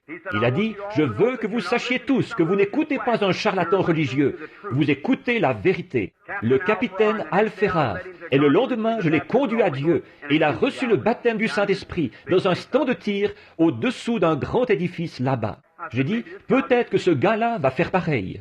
Alors elle a dit, avez-vous peur d'aller là-bas? J'ai dit, peur? Mais certainement pas, certainement pas. Pourquoi aurais-je peur alors que c'est Dieu qui m'a envoyé faire ça? C'est lui qui livre le combat, pas moi. Alors j'ai dit, maintenant, je veux que vous restiez tous à l'écart. Et alors, nous sommes allés à la réunion ce soir-là. La salle était pleine à craquer. Et le concierge, là, est venu me dire, Révérend Branham, j'ai engagé 10 enfants mexicains. Il a dit, regardez ça, le révérend Branham sera dénoncé ce soir par le FBI, un fanatique religieux, ou quelque chose comme ça. Et il a dit, c'est affiché sur toutes ces voitures, arraché. Il a dit, j'ai engagé 10 petits-enfants mexicains, ils vont tout arracher ça et mettre ça ici. Il a dit, oh, j'ai envie de lui mettre la main au collet à ce gars-là. J'ai dit, ne vous en faites pas, monsieur, Dieu lui mettra la main au collet, voyez-vous. J'ai dit, laissez-le simplement faire. Donc, il est venu me voir. Et ce soir-là, quand nous sommes arrivés, je ne l'oublierai jamais. Je suis entré dans la salle. Frère Baxter a chanté « Crois seulement ». Il a dit « Maintenant, Frère Branham a dit que ce soir, nous devions quitter le bâtiment. » Il a dit « Je vais aller au fond, là-bas, m'asseoir. » Il a dit « On se prépare à le dénoncer ce soir, ici sur l'estrade. » Il a dit « Je l'ai vu au milieu de bien des rudes combats, et j'ai vu Dieu venir prendre sa place. » Il a dit « Je vais tout simplement aller là-bas m'asseoir. » Je me suis avancé, j'ai dit « Je viens de lire un petit article ici qui disait qu'on allait me dénoncer ce soir sur l'estrade, ici. » J'ai dit « J'aimerais que les agents du FBI s'avancent maintenant et montent me dénoncer ici sur l'estrade. » J'ai dit « Je suis ici pour défendre l'Évangile. J'aimerais que vous veniez me dénoncer. » J'ai attendu, j'ai dit, peut-être qu'ils ne sont pas encore arrivés. Je savais où j'en étais. Ils m'avaient déjà montré là-bas dans ma chambre ce qui allait arriver, avant que je parte, vous voyez. Et j'ai dit, peut-être que je vais attendre un peu. Est-ce qu'on pourrait chanter un cantique? Et quelqu'un est monté et a chanté un solo. J'ai dit, monsieur l'agent du FBI, êtes-vous à l'intérieur ou à l'extérieur? J'attends qu'on me dénonce. Voulez-vous vous avancer? Personne n'est venu. Je cherchais à savoir où c'était. Le Seigneur m'avait dit ce qu'il en était. C'étaient 2 prédicateurs rétrogrades. Et j'observais. J'ai vu une ombre noire suspendue dans le coin. J'ai su où c'était. J'ai regardé dans cette direction et elle est montée et est allée au balcon, comme ceci. Un homme avec un complet bleu et un avec un complet gris. J'ai dit, mes amis, il n'y a pas de FBI. Qu'est-ce que le FBI a à voir dans la prédication de la Bible? J'ai dit, certainement pas. Ce n'étaient pas 2 agents du FBI venus pour me dénoncer. Mais voici ce qu'il y a à dénoncer. Ils sont assis là-haut, ces 2 prédicateurs là-bas, et se sont accroupis. J'ai dit, ne vous accroupissez pas comme ça. Et 2 grands Texans voulaient monter là-haut et leur mettre la main au collet. J'ai dit, non frère, la chair et le sang n'ont rien à voir dans cette affaire. Restez bien tranquille. Dieu va s'occuper de la chose. J'ai dit, maintenant frère, regardez. Pendant que vous êtes là-haut, regardez par ici. J'ai dit, si vous avez dit que j'étais Simon le magicien, que je pratiquais la sorcellerie, que j'ensorcelais les gens.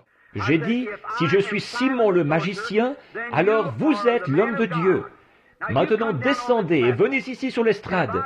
Et si je suis Simon le magicien, que Dieu me foudroie. Et si je suis le prophète de Dieu, venez ici et que Dieu vous foudroie. Maintenant, nous allons voir lequel est le vrai et lequel est le faux. Maintenant, venez donc ici. Nous allons chanter un cantique. Ils sont sortis du bâtiment et on ne les a jamais revus. Voyez ? J'ai dit, venez donc, si je suis Simon le magicien, que Dieu me foudroie. Et si je suis le prophète de Dieu, alors Dieu vous foudroiera. Quand vous viendrez sur cette estrade, si je suis dans le vrai, devant Dieu, Dieu vous fera mourir sur cette estrade. Ils s'en sont bien gardés, c'est exact. Ils s'en sont bien gardés. Ils avaient entendu parler de ce qui s'était passé à d'autres endroits. C'est exact. Alors n'allez jamais penser que Dieu n'est plus Dieu. Il répond. Donc, cette magicienne d'Endor, elle a fait monter l'esprit de Samuel.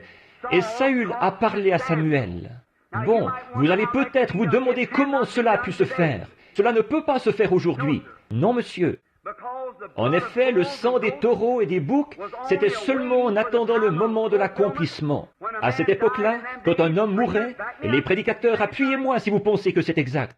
Quand un homme mourait, il mourait sous l'expiation d'un animal, et son âme allait au paradis. Et c'est là qu'il restait jusqu'au jour de la rédemption. Et son âme se trouvait là. Je vais vous brosser un petit tableau ici. Combien ont lu mon article, ou l'article qu'ils ont écrit à mon sujet dans le Reader's Digest, là, peut-être le numéro d'octobre ou de novembre. Très bien. Avez-vous remarqué comment ça s'est passé? Avez-vous remarqué, environ 2 ou 3 semaines avant, il y a eu ce grand médium réputé, celle qu'on met à l'épreuve depuis très très longtemps, Madame Pepper. Est-ce que quelqu'un a lu ça? L'article sur Madame Pepper dans le Reader's Digest? C'est bizarre, n'est-ce pas? Comme ces 2 esprits. Il me reste combien de temps? Rien qu'un peu. Il est 20. Il va vraiment falloir que je me dépêche. Je sais que vous avez... Regardez, excusez-moi une minute. Vous savez, il y a le faux. Il y a un vrai et un faux dans tout. Si je vous donne $1 et que je dis, est-ce que ce dollar est bon? Vous le regarderiez. Il faudrait qu'il ressemble pas mal à un vrai dollar. Sinon, vous ne le croiriez pas, pas vrai? Alors il faudra vraiment que ce soit une bonne imitation. Et si Jésus a dit que les 2 esprits dans les derniers jours seraient tellement proches que cela séduirait même les élus si c'était possible, les gens religieux. Maintenant, souvenez-vous, or, il n'y a rien là-bas, dans ces vieilles églises froides, formalistes. Au dehors, tout ce qu'ils ont, c'est l'apparence de la piété. Vous voyez? Mais ces 2 esprits, les vrais esprits, allaient être tellement proches que cela séduirait même les élus, comme ils œuvreraient côte à côte dans les derniers jours. Est-ce que Jésus l'a dit? Il l'a dit. Maintenant, regardez bien, mes amis. Je vais vous brosser un petit tableau. Je voudrais que vous regardiez ici un petit instant. Et accordez-moi toute votre attention, parce que je vais vous apporter une parabole. Et à ce moment-là, vous verrez ce qu'il en est. Maintenant, dans le Reader's Digest, il était écrit là. J'étais là-bas, avec 2700 personnes qui attendaient qu'on prie pour elles. Là-bas. Lisez l'article. Et un homme est venu du Canada. Il avait un petit garçon qui était allé chez les Mayo et chez John Hopkins, à cause d'une maladie cérébrale grave. Ses petites mains étaient recroquevillées comme ceci, et ses jambes recroquevillées sous lui. Et ils avaient dit, il n'y a même pas d'opération, ni rien qu'on puisse faire. Alors, il l'a ramené au Canada. Il a dit, je ne m'avoue pas encore vaincu. Procurez-vous le numéro de novembre du Reader's Digest, et ça s'appelle le miracle de Donnie Morton. Et alors, il était dit que, dans cet article, que cet homme a dit « Je ne m'avoue pas encore vaincu, parce que je connais quelqu'un qui guérit par la foi du nom de William Branham, grâce à qui 2 de mes amis qui étaient sourds et muets parlent et entendent. » Ils ont téléphoné pour essayer de voir où j'étais, si j'étais encore quelque part en Amérique. Et j'étais à Costa Mesa, en Californie. Et cet article-là, quand vous le lirez, préparez-vous à pleurer. Ça va vraiment vous briser le cœur. Comment il a traversé des rafales de neige et tout le reste avec ce petit. Il disait, attention, Denis. Il disait, allons, nous ne sommes pas vaincus. Et le petit garçon, c'était tout juste s'il arrivait à sourire, tellement il était affligé. Il disait, nous ne sommes pas vaincus. Nous allons demander à Dieu. Nous allons nous adresser au prophète de Dieu et lui demander. Et donc, ils ont affronté la neige. Et ils sont finalement arrivés là-bas. Et la mère devait venir avec eux. Mais comme ils n'avaient pas assez d'argent pour se rendre en avion, ils ont renvoyé la mère. Et le garçon et son papa ont été obligés de venir en autocar. Et là, ils ont fait tout le trajet de Winnipeg, au Canada, jusqu'à Costa Mesa, en Californie. Et ils sont arrivés là-bas, fauchés, et le père raconte comment il devait changer les couches du petit, un petit garçon d'environ 7 ou 8 ans, complètement impotent. Et comment il n'arrivait pas à manger, ni rien. Et il disait que son petit garçon pouvait seulement l'entendre parler. Et il pouvait voir par son regard qu'il essayait de sourire, vous savez. Et il savait qu'il lui décrivait différentes choses qu'il voyait en Amérique. Et quand ils sont arrivés là-bas, en Californie, ils ont raconté au service d'aide aux voyageurs ce qu'il était venu voir. Il a dit, venu voir un divin quoi? Avec un gros point d'interrogation. Évidemment, vous vous imaginez un peu ce que l'Amérique en a dit, vous voyez? Voyez-vous? Ça, c'est nous, voyez-vous? Nous, on est tellement intelligents. On sait tout, vous savez. Et on n'a pas besoin de nous dire quoi que ce soit. Pour nous, c'est déjà tout classé, voyez? Et alors, donc, un divin quoi? Vous avez fait tout le trajet depuis Winnipeg au Canada? Voyons, il trouvait ça affreux. Enfin, le journal a préparé une voiture pour l'envoyer là-bas. Et il a dit que quand ils sont arrivés à l'endroit où se formait la ligne, il a dit que 2700 personnes attendaient qu'on prie pour elle. Mais il a dit, quand ils ont vu ce garçon tout petit, difforme, et ce pauvre père avec son bonnet sur la tête, son manteau en lambeaux, il a dit, tout le monde s'est écarté et lui a cédé sa place. Quand il est arrivé sur l'estrade, c'est contraire au règlement de faire un transfert de carte de prière. La personne doit venir à la réunion et se procurer sa propre carte. Si jamais on découvre que vous êtes dans la ligne et qu'il y a eu transfert de carte de prière avec quelqu'un d'autre, la carte de prière est annulée. Voyez? En effet, vous devez venir entendre les directives et savoir comment recevoir cela. C'est à vous d'y voir. Vous ne pouvez pas venir la chercher pour quelqu'un d'autre. Vous devez venir la chercher vous-même pour que vous entendiez. Quelques personnages importants qui diraient « Si, eh bien, je ne crois pas beaucoup à ça, mais peut-être que s'il me guérissait, je... » Vous voyez? Et alors, avec ça, on a des histoires sur l'estrade. Alors, ils éliminent tout simplement la chose avant d'en arriver là. Alors, quand le garçon s'est avancé, ou que le père s'est avancé pour venir sur l'estrade avant les autres, Billy lui a demandé sa carte de prière. Il n'en avait pas. Il a dit « Dans ce cas, je suis désolé, monsieur. » Il a dit « Vous devrez attendre. » Il a dit « Très bien. » Il a dit « J'attendrai. » Il a dit « Je vais simplement passer à mon tour comme les autres dans ce cas. » Il a dit « Je ne savais pas que je devais faire ceci. » Et alors, je parlais à quelqu'un et je me suis trouvé entendre. J'ai vu le père qui repartait et j'ai dit « Qu'est-ce qu'il y avait ?» Il a dit « Il n'avait pas de carte de prière. » Et quelque chose m'a dit « Ramène-le. » Alors j'ai dit « Amène-le ici. » Le père s'est avancé, les larmes coulaient sur son visage. Il avait besoin d'un rasage. Et il s'est approché, et voici ce que le Reader's Digest disait. Voyez? Je n'ai posé aucune question, mais j'ai regardé le petit bien en face. Et j'ai dit au petit d'où il venait, qu'il était allé à la clinique Mayo, et tout ce qui n'allait pas chez lui, combien il avait été malade et tout. Et alors, le père s'est mis à pleurer, et il allait repartir. Ça disait, comme il allait descendre de l'estrade, il s'est retourné, et il a dit, « C'est exact, monsieur. » Il a dit, « Mais est-ce que mon petit pourra jamais en réchapper ?» J'ai dit, « Ça, je ne sais pas. » J'ai dit, « Un petit instant. » Une vision est apparue devant mes yeux. J'ai dit, « Vous ne voudrez pas le croire, vu que tous les deux, Mayo et Hopkins, ils ont dit que cette opération ne pouvait pas être pratiquée au cerveau. Mais je vais vous dire quoi faire. Vous, demain, repartez tout simplement avec le petit. D'ici 3 jours, vous rencontrerez dans la rue une femme aux cheveux noirs. Et cette femme va vous demander ce qui ne va pas chez le petit. Ensuite, elle va vous parler d'un petit médecin de campagne, ici, qui peut pratiquer cette opération. Et vous ne voudrez pas le croire, vu que Mayo l'avait refusé et avait dit que ce n'était pas faisable. Mais c'est la seule possibilité qu'il y a pour votre petit, par la puissance de Dieu, la miséricorde de Dieu et cette opération. Maintenant, si vous croyez que je suis son prophète, allez, faites ce que je vous dis, comme d'appliquer les figues sur Ézéchias et ainsi de suite. Il a dit, il s'est retourné et il a dit, merci. Il est descendu de l'estrade. 2 jours ou plus avaient passé. Un jour qu'il était dans la rue, une dame s'est approchée. Elle a dit, « Qu'est-ce qui ne va pas chez votre petit ?»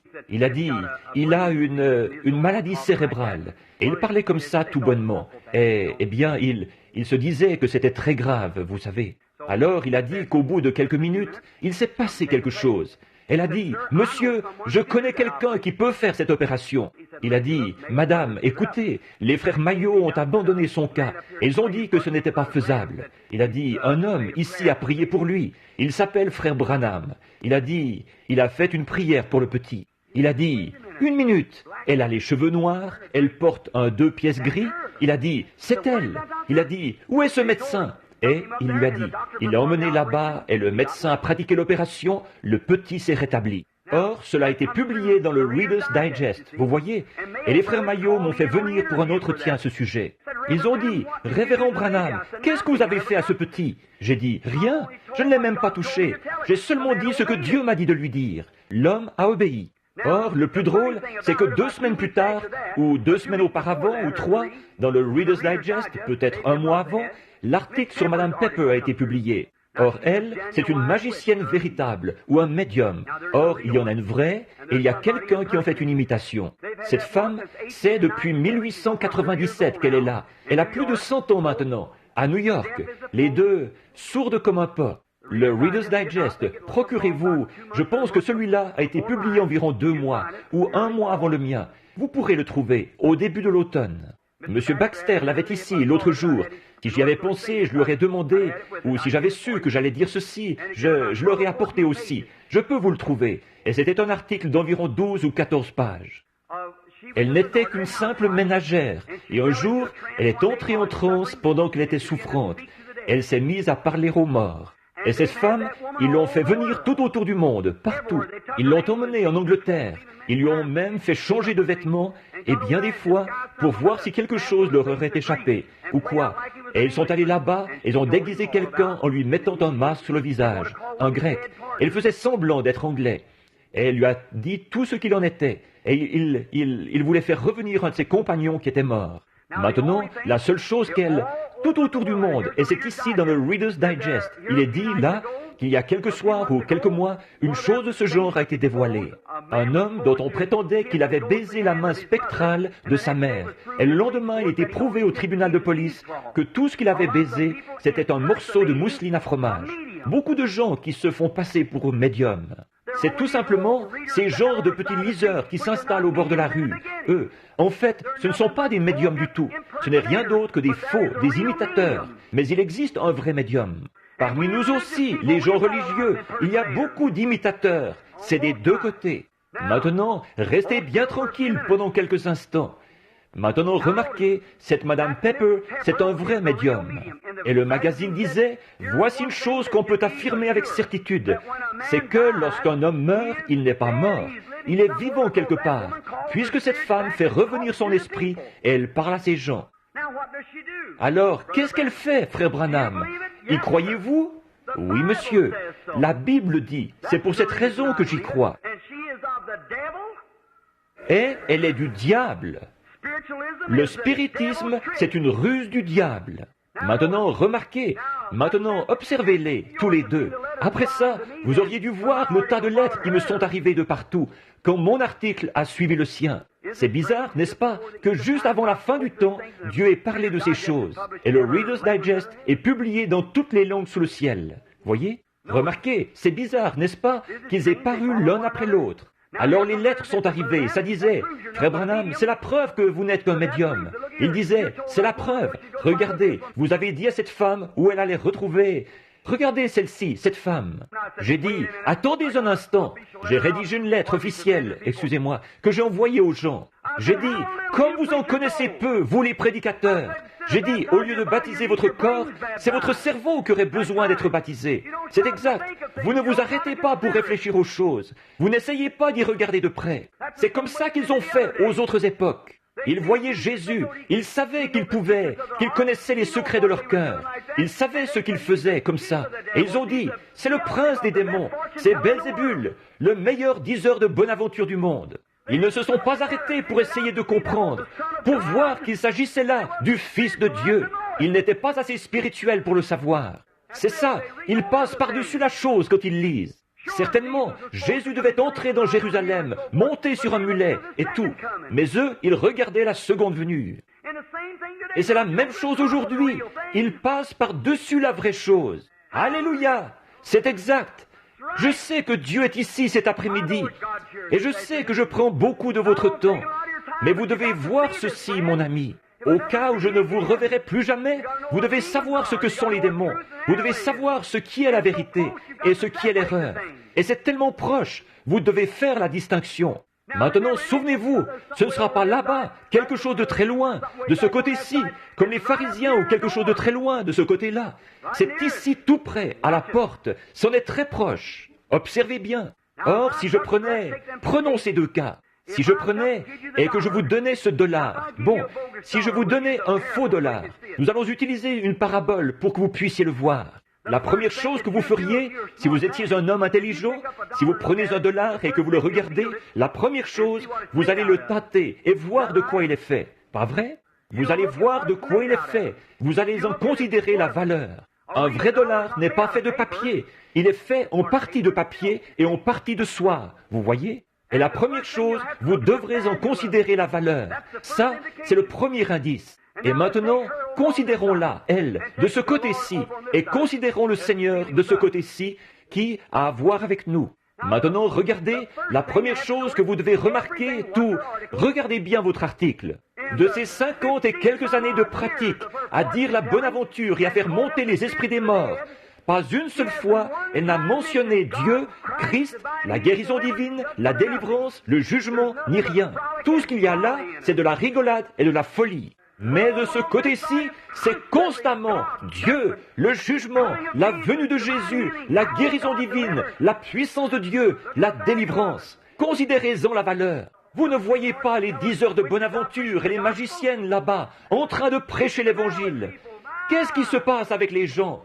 Oh! Remarquez, et la vraie chose à faire, si vous voulez voir si c'est un vrai dollar ou pas, s'il est à ce point ressemblant, relevez-en les numéros et envoyez-les à la monnaie. Et si là-bas, il y a des numéros qui correspondent à ça, il y a une pièce d'argent d'$1 qui l'attend. Pas vrai? Eh bien, alors, frères, considérez ce qu'elle a fait et examinez-le par rapport à la Bible. Vous verrez que c'est la magicienne d'Andorre. Et si vous considérez ce qu'il y a ici, que vous allez voir ce qu'il en est, ça se trouve dans le livre ici, à la monnaie. Jésus-Christ, le même hier, aujourd'hui et éternellement. Certainement la même œuvre qu'il avait faite. Il n'est pas allé s'occuper de sottises et d'absurdités avec les gens. C'était pour faire du bien, pour aider quelqu'un, pour les conduire à Dieu. Amen. Je ne dis pas Amen à moi-même, mais Amen veut dire qu'il en soit ainsi. Et j'y crois, je sais que c'est la vérité. Maintenant, remarquez, alors voilà, maintenant on va faire vite là, parce que je ne veux pas vous retenir plus longtemps. Écoutez, présentons un petit tableau ici, un petit tableau à contempler mentalement. Ici, il y a un ruisseau qui coule ici, qui traverse tout le long de ce côté-ci, qui traverse la vie. Maintenant, regardez bien, c'est un canal. Accordez-moi toute votre attention maintenant, pour ne pas manquer ceci. Tout le long comme ceci. Or, c'est dans ce petit canal, ici, que demeurent les êtres mortels, vous et moi. Maintenant, là-dedans, voyons ce que c'est. C'est rempli de folie et de tout le reste. Mais de temps à autre, vous y verrez une lumière. Vous voyez des ténèbres et des rues. Ça, c'est de l'amusement et de l'excitation. Les démons qui s'emparent des gens. Oh, ils sont bien habillés. Oh, et cultivés au possible. Des érudits aux manières très raffinées. Mais c'est quand même le diable. Mais il y a des gens qui sont nés de nouveau là-dedans. Or, les gens qui sont dans ce canal reçoivent des influences de deux côtés différents. Maintenant, de ce côté-ci, en allant dans cette direction-ci, il y a une trinité. Et de ce côté-ci, en allant dans cette direction-ci, il y a une trinité. Or, premièrement, de ce côté-ci, il y a les âmes des injustes. Quand un homme meurt, il va dans un lieu où il attend d'être jugé. Jésus est allé prêcher aux âmes qui étaient en prison là-bas. Ensuite, ce sont les démons. Ensuite, c'est le diable et l'enfer. En montant, premièrement, or, ceux qui sont là, ce sont des esprits d'hommes, qui sont morts sans s'être jamais repentis. Ils attendent le jugement. Tout ce qu'ils connaissent, c'est la folie et ce qu'ils ont fait. Maintenant, ici, en haut, ces chrétiens reçoivent l'influence d'en haut. Ceci, c'est en parabole. Ici, en haut, il y a un autre esprit, le Saint-Esprit. L'esprit d'un homme, Jésus-Christ. Le Saint-Esprit influence son Église dans cette dimension des mortels. Le diable, par ses esprits, influence les hommes. Maintenant, regardez. Ensuite, il y a les anges. Ensuite, il y a Dieu. Or, chaque être mortel ici est influencé par l'un de ces mondes. Vous voyez ce que je veux dire? Or, ce que cette femme a fait, c'est qu'elle a pénétré dans cette dimension-là. Elle parle à ces hommes possédés du démon, qui ont été au commencement les esprits des anges déchus, qui ne se sont pas repentis là-bas au commencement, et ils les ont laissés prendre possession de leur être. Et ils attendent le jugement. Et ceux-ci, ici, ils sont influencés et nés de nouveau de l'Esprit de Dieu. Et le diable a ses prophètes et Dieu a les siens. Vous voyez ce que je veux dire? C'est l'influence. Et nous voilà partis. Arrêtez-vous pour faire la distinction. Jésus, quand il était ici sur terre, or aujourd'hui, il ne peut pas pénétrer dans cette dimension-là et faire sortir un juste de cette dimension-là. Il ne pourrait pas le faire, parce que les justes ne sont plus là où ils étaient autrefois, au paradis. Non, monsieur, le paradis a été éliminé quand le sang de Jésus l'a supprimé. Écoutez, oh, si je pouvais m'arrêter à y penser, Jésus, quand il est mort, il est allé prêcher aux âmes qui étaient en prison. Il est mort, pécheur, n'ayant connu aucun péché, mais c'est notre péché qui était sur lui. Et Dieu, à cause de ses péchés, l'a envoyé au séjour des morts. La Bible dit, il est allé prêcher aux âmes. Des gens disent, Frère Branham, je ne comprends pas ça. Ils disent, Jésus est ressuscité le 3e jour. Il est mort le vendredi après-midi et il est ressuscité le dimanche matin. Mais il n'est resté mort qu'un jour. Il a dit, dans ce délai, car il n'avait qu'un passage de l'Écriture dans la Bible sur lequel il pouvait s'appuyer. En effet, David, un homme qui a rétrogradé plus tard, mais il a été sauvé, mais un prophète sous l'inspiration de Dieu, il avait dit, je n'abandonnerai pas son âme dans le séjour des morts, et je ne permettrai pas que mon sein voie la corruption. Et il savait qu'au bout de 3 jours et 3 nuits, la corruption s'installerait dans ce corps. Et Dieu avait bien dit au prophète, il ne verra pas la corruption. Alléluia! Il s'est revêtu de la parole de Dieu. Il a vaincu Satan chaque fois par elle. Il a vaincu la mort par la parole de Dieu. Alléluia! Il a vaincu la mort. Et quand ils l'ont tué et qu'il est mort, pécheur, avec mes péchés et vos péchés sur lui, il est descendu. Je peux le voir frapper à la porte là-bas. Et ces âmes perdues sont venues et ont dit, « Mais qui es-tu » Il a dit, « Pourquoi n'avez-vous pas écouté Enoch? Pourquoi n'avez-vous pas écouté ces autres prophètes qui ont prêché? Ils ont été condamnés. Je suis le Fils de Dieu qui, une fois, était vivant. Mon sang a été versé. Je viens vous dire que j'ai accompli ce que les prophètes avaient annoncé à mon sujet. Il a fait sa descente plus loin que les démons, directement au séjour des morts. Il a ôté au diable les clés de la mort et du séjour des morts. Il les a accrochés à son côté et il est remonté. Alléluia! Le matin commence à se lever. Alléluia! Brossons un petit tableau ici. Tôt le matin, il y a un autre groupe qui se trouve ici dans le paradis. Ils n'y sont pas en ce moment. Maintenant, mes amis qui êtes de grands catholiques, qui croyez à l'intercession des saints, si vous parlez à un saint dans votre église, cet homme est un pécheur. Il est dans le séjour des morts, où il attend là-bas d'être jugé. Et si c'était un saint, il est dans la gloire de Dieu et ne peut pas revenir. C'est exact, je peux le prouver. Le sang des taureaux ne pouvait pas ôter le péché, mais le sang de Jésus a supprimé les péchés. Je peux voir Jésus monter là où, au paradis, il y avait le vieil Abraham, Isaac, Jacob et les autres là-bas, Samuel et tous les autres là-bas. Je peux l'entendre frapper à la porte. Amen. Oh, j'aime ça. Me voilà qui devient bien. Je me sens pas mal religieux en ce moment. Je peux le voir regarder là-bas. Je peux l'entendre dire, « Qui est là? Qui est-ce là ?» Il a dit, « C'est Abraham qui parle. Qui est-ce? Je suis la postérité d'Abraham. Amen. » Je peux voir Abraham venir à la porte, ouvrir la porte.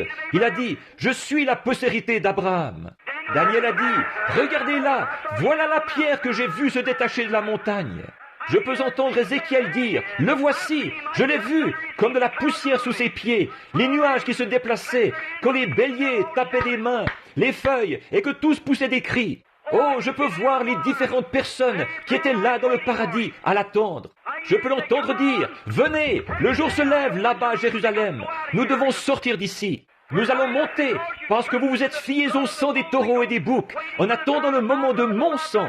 Mais mon sang a été versé là-bas au calvaire. Je suis le Fils de Dieu incarné.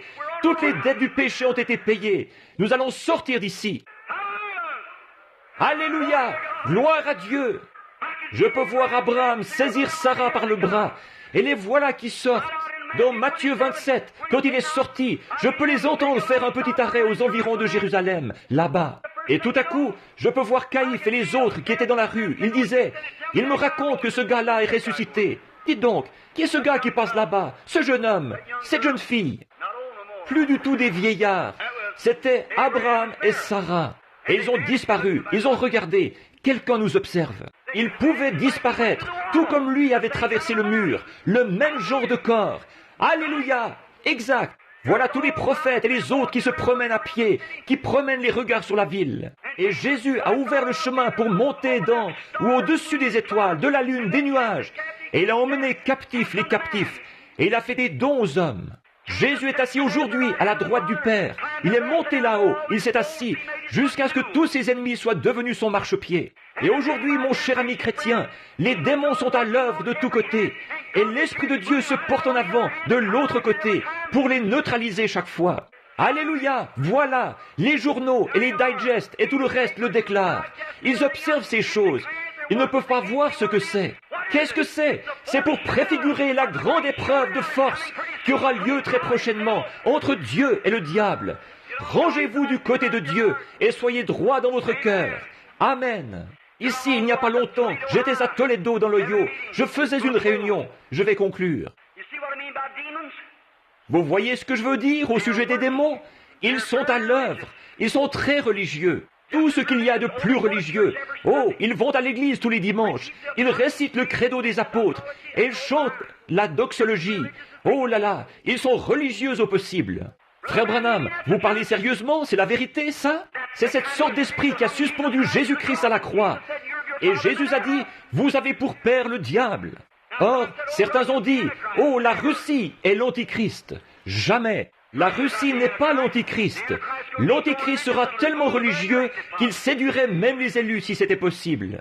Souvenez-vous, Dieu retire son homme, mais jamais son esprit. Le diable retire son homme, mais jamais son esprit. Maintenant, les voilà. Faites comme vous voudrez. Je ne suis responsable que de la vérité. Des démons à l'œuvre.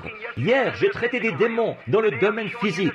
Aujourd'hui, je vous montre ce qu'il en est dans le domaine spirituel, où il se trouve dans le domaine religieux, où il se trouve là-bas, ce qu'on appelle le cancer, et ce qu'on appelle ceci, cela et autre chose. Mais je vous ai démontré par la Bible que ce sont des démons.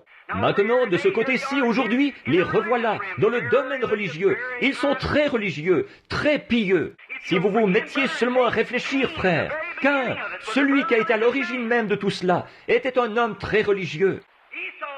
Ésaü était un homme très religieux. Judas était un homme très religieux. C'est la religion, ce n'est pas le monde extérieur. C'est dans les rangs mêmes. Regardez bien ça, la démonologie. Peut-être qu'un peu plus tard, à un moment donné, je pourrais en parler un peu plus. Il commence à se faire tard. Ne condamnez personne, aimez tout le monde. Si vous ne pouvez pas aimer du fond de votre cœur, alors Christ n'est pas avec vous. À Toledo, dans l'Ohio, je suis entré dans un petit restaurant. J'avais mangé dans un établissement, un petit établissement d'Ankerd, un petit établissement charmant. Ils étaient si gentils. Cet après-midi-là, ils avaient fermé leurs portes pour aller à l'école du dimanche. Et alors, j'ai dû aller de l'autre côté de la rue, à une espèce de petit établissement mondain, et je suis entré là. Et je sais que jouer à des jeux d'argent est illégal dans l'Ohio. Et voici qu'il y avait là un policier de l'État qui avait son bras autour des épaules d'une jeune fille, sa main qui retombait ici sur sa poitrine, en train de jouer à une machine à sous. La justice de nos États et de notre pays, il n'y en a plus. Déplorable. Je mets ma confiance sur Christ, le rocher solide. Je me tiens. Tout autre sol est du sable mouvant. Il ne reste plus rien d'autre. C'est exact. J'ai regardé au fond et il y avait une ravissante jeune fille, probablement adolescente, de 19, 18, 19 ans. Et ce qu'ils faisaient, ces garçons là-bas, autour de la table, c'était affreux. Je me suis assis là. Et alors, ce qui m'a surpris, assis là, où la dame qui était venue m'avait dit « Voulez-vous vous asseoir ?» J'ai dit « Merci, je voulais un petit déjeuner. » Et assise sur une chaise ici, il y avait une dame âgée, aussi âgée que ma mère, de 55, 58 ans. Elle portait une paire de ces petits vêtements indécents qu'elle porte. Les gens affirment que ça donne de la fraîcheur. La science dit, vous êtes fous. Certainement pas. Tout ce que vous voulez, c'est montrer votre nudité. C'est honteux, déshonorant. Une dame ne mettrait pas ça. Une femme, oui, mais pas une dame. Et alors, elle était assise là. Sa pauvre chair était flasque. Elle portait cette espèce de manucure orchidée, ou le nom que vous donnez à ça, sur les lèvres. Et les cheveux coupés très courts comme un homme, et tout frisoté, dont la Bible a dit que c'était honteux. Et une femme qu'un homme, la Bible affirme que si une femme se coupe les cheveux, l'homme a le droit de la répudier, de divorcer d'avec elle, parce qu'elle n'est pas loyale envers lui. Nous devrons nous y mettre et prêcher la Bible ici, un de ces jours. Il est dit, si elle se coupe les cheveux, elle déshonore son mari. Si elle est déshonorante, elle devrait être répudiée. Vous ne pouvez pas en épouser une autre, mais vous pouvez la répudier. Ah, celle-là ne passe pas facilement, je peux le sentir, mais c'est la vérité. Oh, autrefois, on trouvait ça dans nos sphères du Saint-Esprit, mais on a levé les barrières. Un vieux frère disait autrefois, on a levé les barrières, on a fait des compromis avec le péché, on a levé les barrières, les brebis sont sorties, mais comment les boucs sont-ils entrés? Vous avez levé les barrières, c'est ça qu'il y a. Vous avez levé les barrières, le monde et l'Église se sont entremêlés. Tout comme les Moabites et Balaam, qui les a fait se marier entre eux, c'est exactement la même chose aujourd'hui. Et l'Église est toute polluée, et l'âge pentecôtiste, c'est l'âge de Laodicée, qui devient tiède et est vomi de la bouche de Dieu. Et Dieu appelle son reste à sortir de tout ce groupe-là. Il l'emporte à la maison. C'est tout à fait exact, tout à fait. L'a fait passer par la résurrection. Et elle était assise là, du manucure à lèvres partout sur le visage. Et elle en avait partout comme ça. Et elle avait du truc noir là sur les yeux. Elle était en sueur, ça coulait. Et la pauvre vieille avait peut-être des arrière-petits-enfants. Et elle était assise là, avec deux hommes âgés, et l'un d'eux avait une espèce de grande écharpe autour du cou. Et on était en juin, il était assis là. Il s'est levé, il prenait un petit verre, et elle aussi, elle prenait un verre. Et elle regardait autour d'elle. J'ai pensé, oh Dieu, pourquoi ne rayes-tu pas tout ça de la carte? Pourquoi ne le fais-tu pas? Est-ce que ma petite Sharon, mon petit bébé, ma petite Sarah et ma petite Rebecca devront être élevés dans cette génération pour en venir être confrontés à des choses pareilles? J'ai pensé, regarde, ici, dans les parcs et tout ce qui se passe. J'ai pensé, oh Dieu, oh je suis content que tu aies pris Sharon, si c'était ta volonté. Est-ce que ma petite Rebecca et ma petite Sarah devront être élevées sous l'influence de choses pareilles? Et ces gens, ils les appellent, ils font partie de la chorale et tout. Et j'ai pensé, c'est vraiment honteux, hein? J'ai pensé, oh Dieu, comment ta sainte justice peut-elle supporter ça? Il me semble que ton indignation de juste devrait s'élever là et faire sauter cet établissement. Et j'ai entendu l'ange du Seigneur, il a dit, viens par ici, à l'écart. J'y suis allé, et quand il en a eu fini avec moi, je me sentais comme une personne différente. Pourquoi est-ce que tu la condamnes? J'ai dit, regarde ça, comment elle est. Et voici j'ai eu une vision.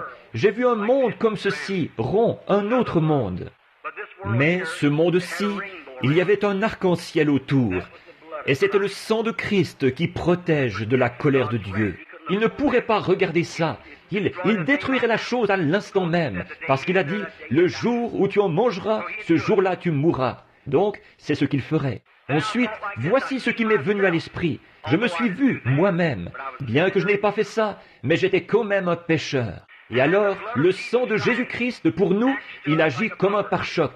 Voyez? Ainsi, quand je pêche, mes péchés le frappent, et il heurtait sa tête précieuse, et je pouvais voir les larmes et le sang qui coulait. Pardonne-lui, Père, il ne sait pas ce qu'il fait. Et je faisais autre chose, et ça frappait là-dessus. Pardonne-lui, Père. S'il ne s'était pas arrêté à lui, j'aurais été détruit.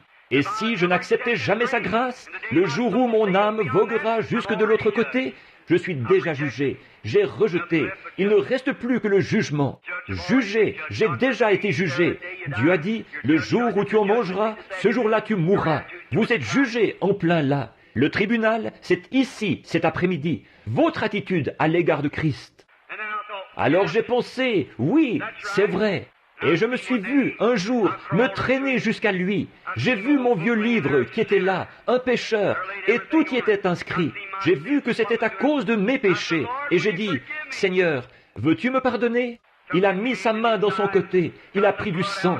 Il a écrit sur le dessus. Il a dit, pardonnez. Il l'a jeté dans la mer de l'oubli pour ne plus jamais s'en souvenir. Il était parti pour toujours. Il a dit, je te pardonne, mais toi, tu la condamnes.